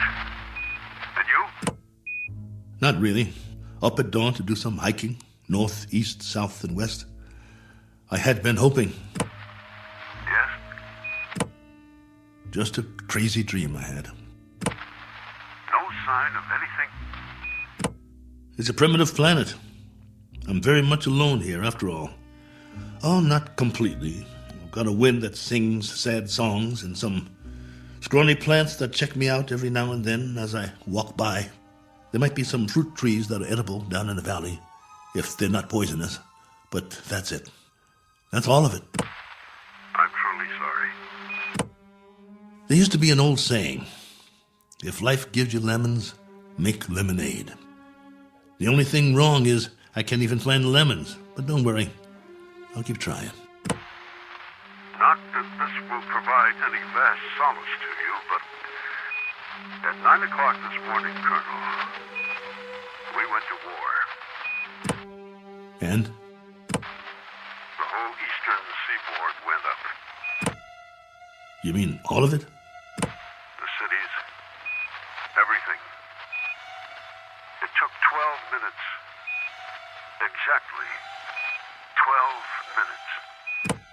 I suppose we retaliated? Oh, indeed. With great alacrity and effectiveness. And we still are. With everything we've got.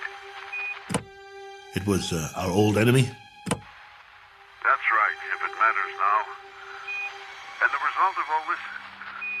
Our world is doing a little wholesale dying at the moment. And there's nothing to do but watch it happen. What about the base? Are you safe? For the time being. Our location's classified. Only you and a few others know where we are. The signal's encrypted. That's good then. Trouble is, we can't stay here much longer. There have been bombs as close as 400 miles from us, falling through the night. It's now a question, Colonel, of the manner of death. Very fast or very slow. It's that kind of consideration, not one we thought would ever be a reality. General. You know, it's really quite a pity that we didn't send others with you. What you think of as a prison might have proved to be a haven of sorts for the survival of the species. Don't have any illusions about it, General. What you think of as a haven is only a very sizable dungeon. A good-sized dungeon with a breathable air. But that's what it is, and there's no way out. I don't much care for solitary confinement, and neither would you.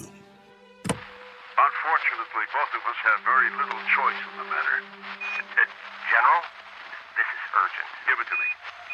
What is it, General? What's happening there? In a moment, Blaine. But, General... I said in a moment. Cook, I've just received an official communication. We're going to have to move out of here. Now, I don't know whether we'll be able to transmit again or not. If we are able to, I'll do my best to make contact. You have my word. Thank you. Try if you can. It means a lot to hear a real, live voice. I wish we could do more. Silence. Or cries. That's the story from our world. Silence or cries. God bless you. And good luck. Over and out. Probe 7. Yeah. Over and out. Not with a bang, but a whimper. Hell of an ending. To all my friends back home, take good care. Looks like I won't be seeing you again. Not in this life.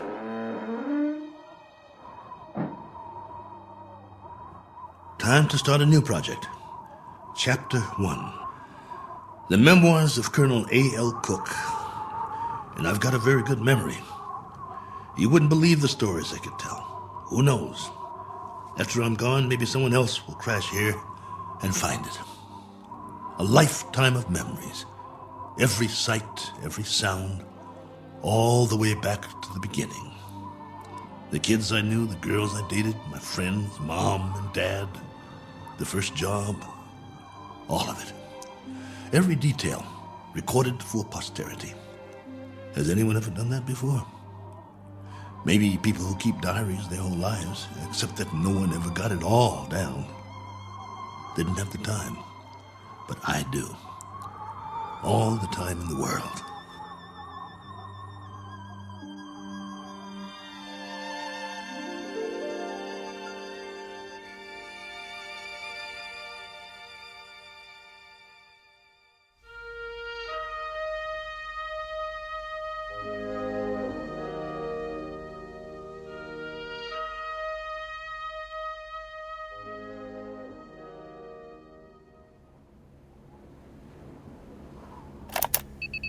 Log entry 1415.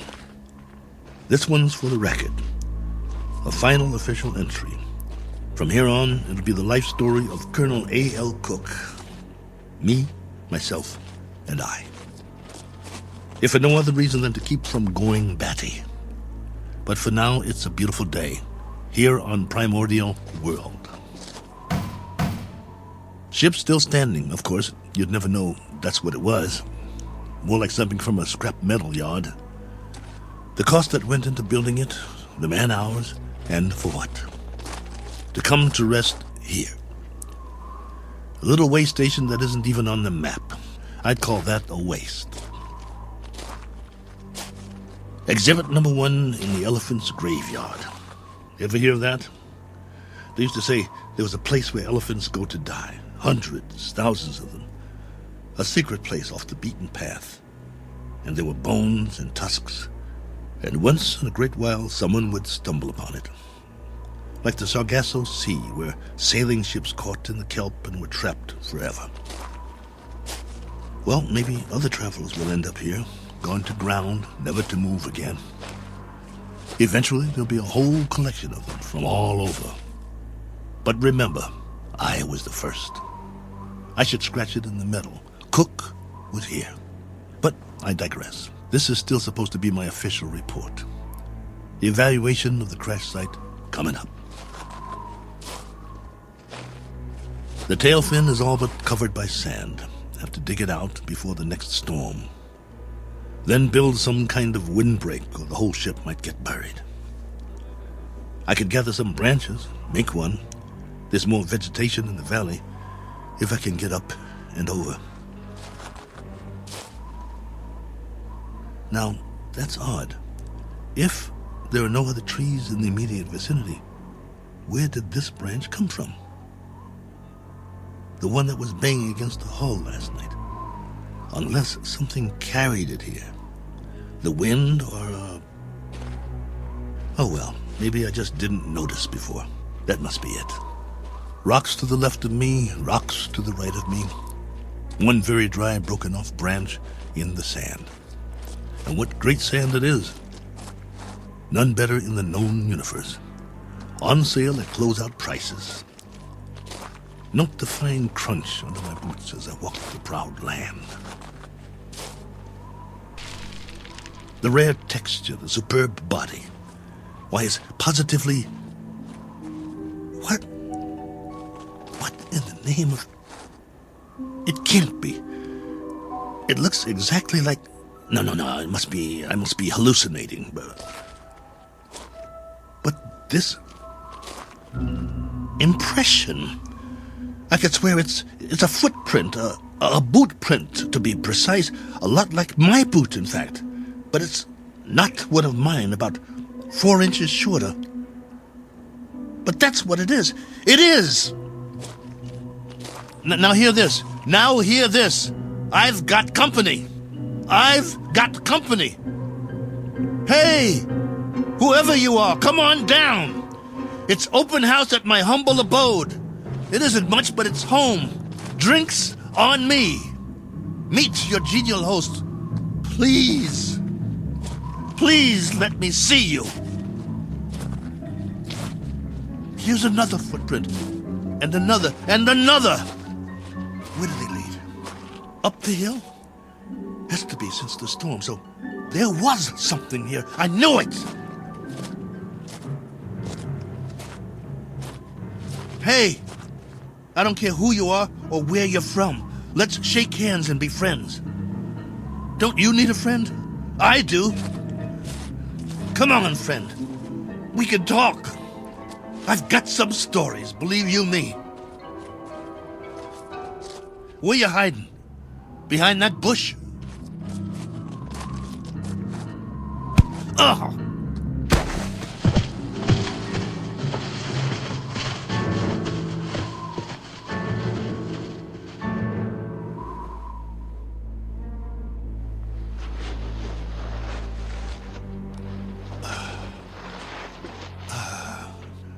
Blood on my head.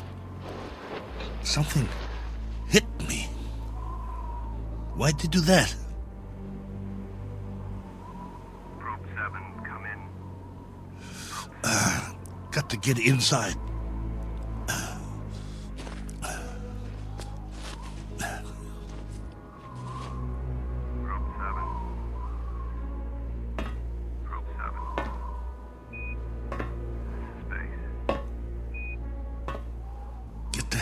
closed before they come after me. Group 7. Can't let them get in. This is Base. With our last transmission, we got ours a few minutes ago. A 500% increase in radioactivity. Not much hope for us. Colonel, this is General Larrabee. I wanted to wish you well. From what we can gather, the enemy got it just as bad as we did. We wiped them out. And they wiped us out. One last forlorn wish for you, Colonel. If you ever meet someone where you are, whoever they are, and however it happens, in whatever circumstances, I hope it can come without fear. I hope it can come without anger. That's what they're going to have to put on the stone. The one we'll all be buried under on our world. Here lies a race of men who flex their muscles. One time too many. I hope your new world is different, Cook. I hope there's no such word as hate. I hope there's...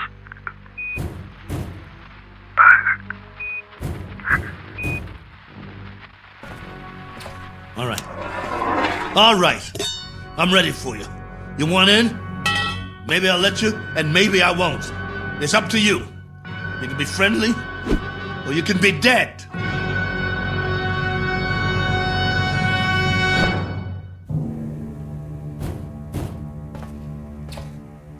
Hey, friend. You want to come in? Must be lonely out there. I hear you. What's the matter? Hungry? You're going to get a lot hungrier. Or don't you eat, friend? What do you say? Speak up. Can't talk, huh? No. You only know how to hit.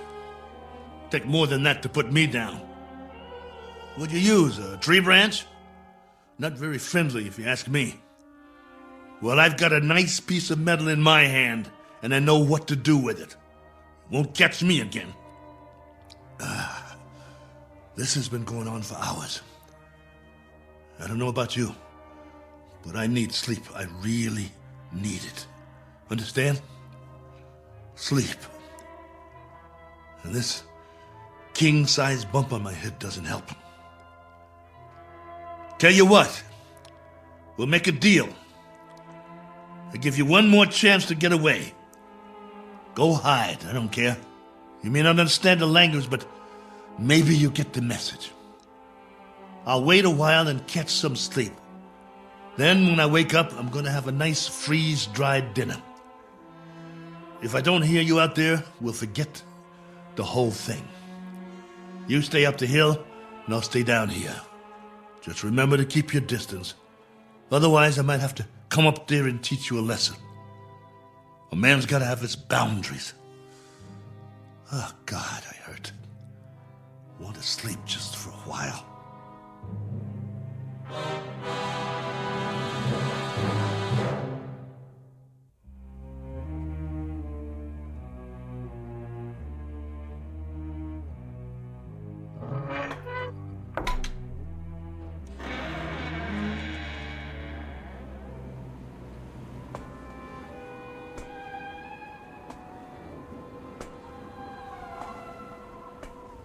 Hey, friend. Gotcha. Stay down.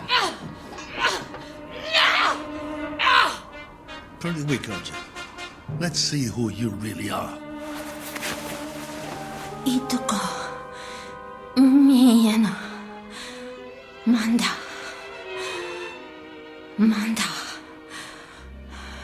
No. You're a woman? No, wait.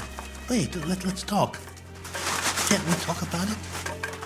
Do you understand anything I'm saying? Min, oh boy. Look. My name is Cook, Colonel Cook. I'm from another planet. I crash landed here, cracked up my ship. This is my ship, get it? Or it was. It can't fly anymore.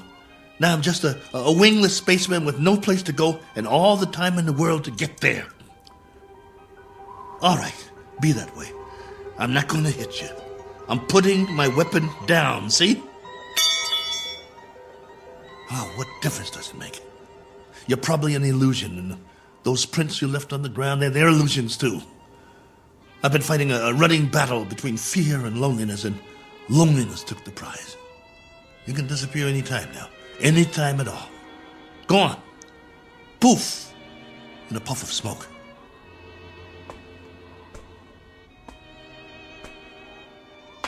No, wait, please. Are you real? This knot on my head certainly is.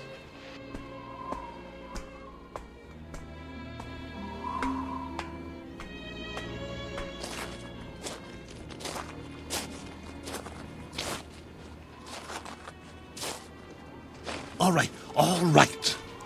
Do whatever you want. Just don't go. Not yet. If you can't understand, I'll draw you a picture. Where's the stick?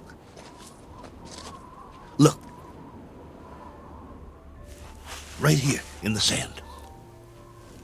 This is my solar system. The sun in the middle, and this is my world. See? Mida? You got it. Now then, I went off course. I didn't have the power to get back. You know, power? Vroom, vroom. No good. So, I tried to land here, where we are.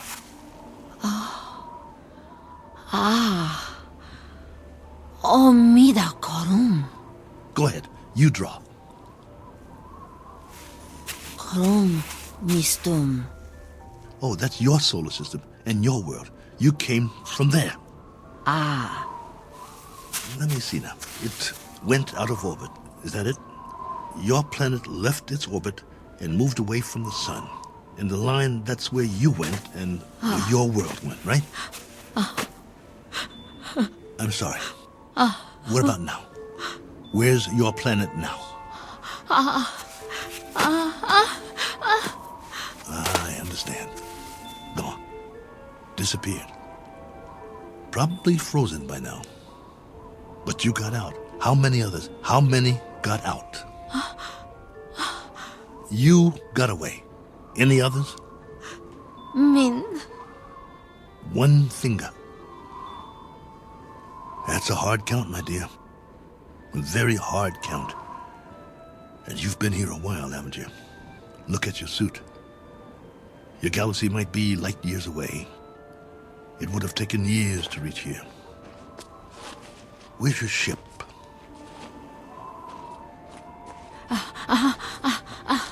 Ship. Where's your ship? It crashed too, didn't it? So you've been here a long time. A very long time. Me, Cook. Colonel Cook. You? Korava. Korava? Korava. Well, what do you know? Pleased to make your acquaintance. How does it figure? I thought you'd be a 50-foot flesh-eating ant or something. And you turn out to be a woman. Which is neither here nor there. Because however you slice it, we're stuck here. A one-armed man and one very tired lady. Quite a pair. What have you been living on? What food? You understand food? Eat?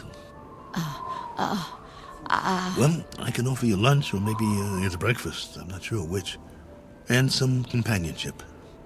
And we can spend the rest of our lives drawing diagrams in the sand, which will be somewhat tedious. But the brighter of us will have to learn the other's language eventually. I hope it's you. Because I got some stories to tell, believe me. Come, Korova. Eat. Food. In the ship. Chow time. Come along. Inside. Eat. Food. Food. Okawa? Okawa. No. Not that way. Come here. Food. Please come back. I'm not going to hurt you. Please. Okawa! Oh, for heaven's sake. Korova, please.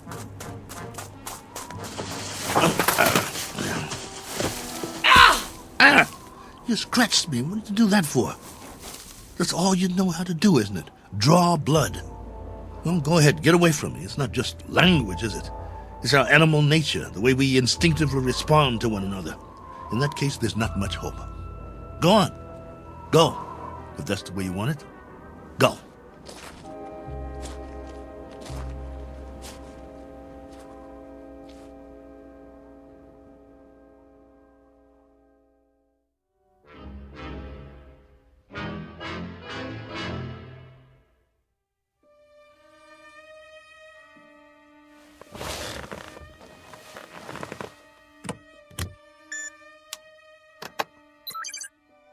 Base, this is Probe 7. The following is sent on faith, which is appropriate since this transmission is in the nature of a fairy story. I don't know under what heading you would classify it. Very likely space medicine or space opera. The long and the short of it is that I'm not alone here. There's a woman from another planet. Her name is Korova. I don't know much about her. I do know that she comes from another planet in another galaxy. A planet that left its orbit and moved out of space away from its sun. I suppose the inevitable happened. They just froze. She's not very old, so she must have been sent in a spaceship as a little girl. But now that ship is no more. They probably sent others too. God knows what happened to them. Died en route, lost their way, landed elsewhere, who knows. But somehow or other, she made it. Perhaps as a child on a preset course. She was here alone until I came. If by some chance you're still there, I can't send you any soil tests. I can't send you data about plant species or anything like that. But I can give you an observation about the psychological makeup of the animal kingdom. They're a frightened breed, a very frightened breed. It must be a universal trait wherever there are advanced life forms. Though it's questionable how advanced we really are, so I guess we aren't alone in that regard, which is really quite a pity, as you may understand all too well, if any of you survived. Base, this is Probe 7. Last call. Absolutely, positively, the last. Over and out.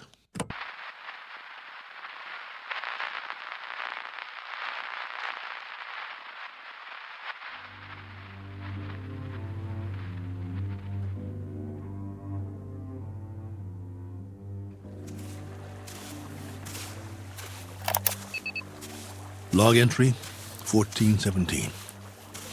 Well, the ship is history. I've left it for good. I finally made it up the hill and down the other side. And guess what? There's much more vegetation here. Fruit trees. Flowers as big as your head. And through it all, a stream of running water. I swear, it's like a garden. I brought what I need in a backpack. I'm going to set up shop on the banks of the river and try to live here, for better or worse. It will be the last great adventure. I only wish I could share it. Oh well, there's always posterity. If anyone should ever find this and play it back.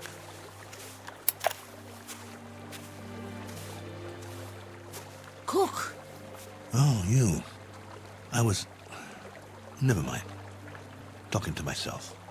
But you wouldn't understand. Why don't you just keep your distance? Cook? Ah. Cook. Not going to hit me, are you? No? That's a surprise. Well, you're just in time to say bon voyage, friend. I'm going that way.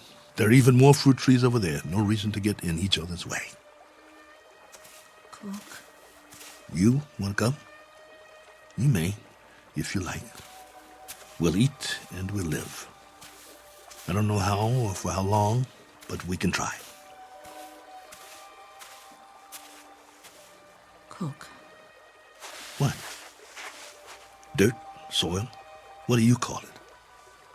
Earth. Earth? What does that mean? Earth.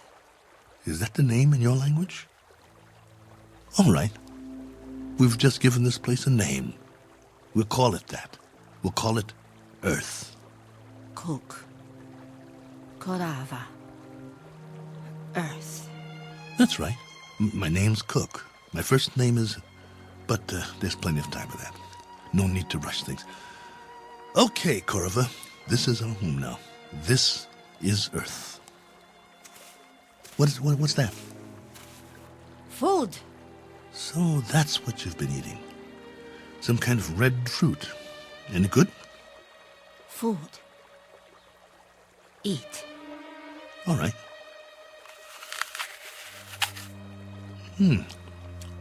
Not bad.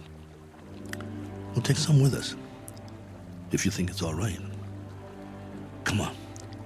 I wanted to tell you something, but now I've forgotten.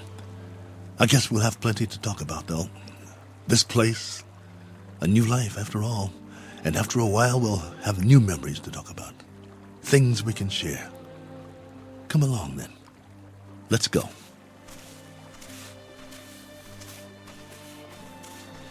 This route's all right. Any other life forms around? I hope not, for the moment. But if there are, we'll make the best of it, won't we? Pleasant enough place, don't you think? My leg's better.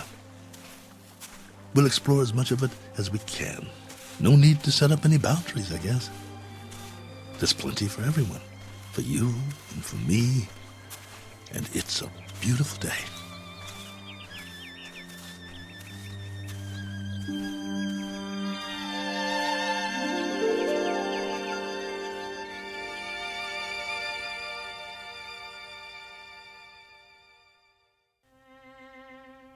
Do you know these people? Their names might be familiar were you to hear them. They lived a long time ago. Perhaps they're part fable, perhaps they're part fantasy, and perhaps the place they're walking through now is not really called Eden. That's for you to decide. We offer it only as a possibility and a presumption in the Twilight Zone.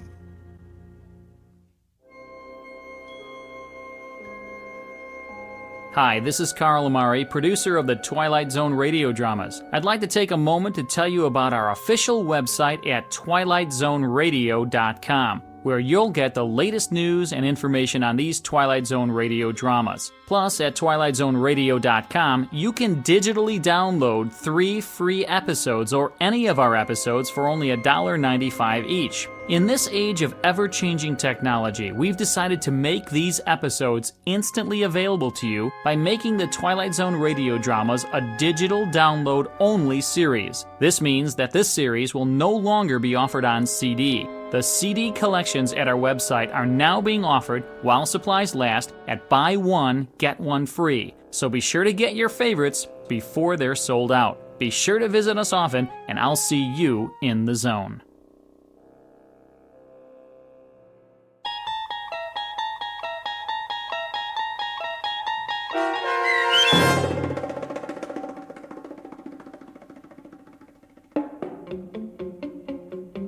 Probe 7, Over and Out, starring Lou Gossett Jr., with Stacy Keach as your narrator, was adapted for radio by Dennis Etchison and written for The Twilight Zone by Rod Serling.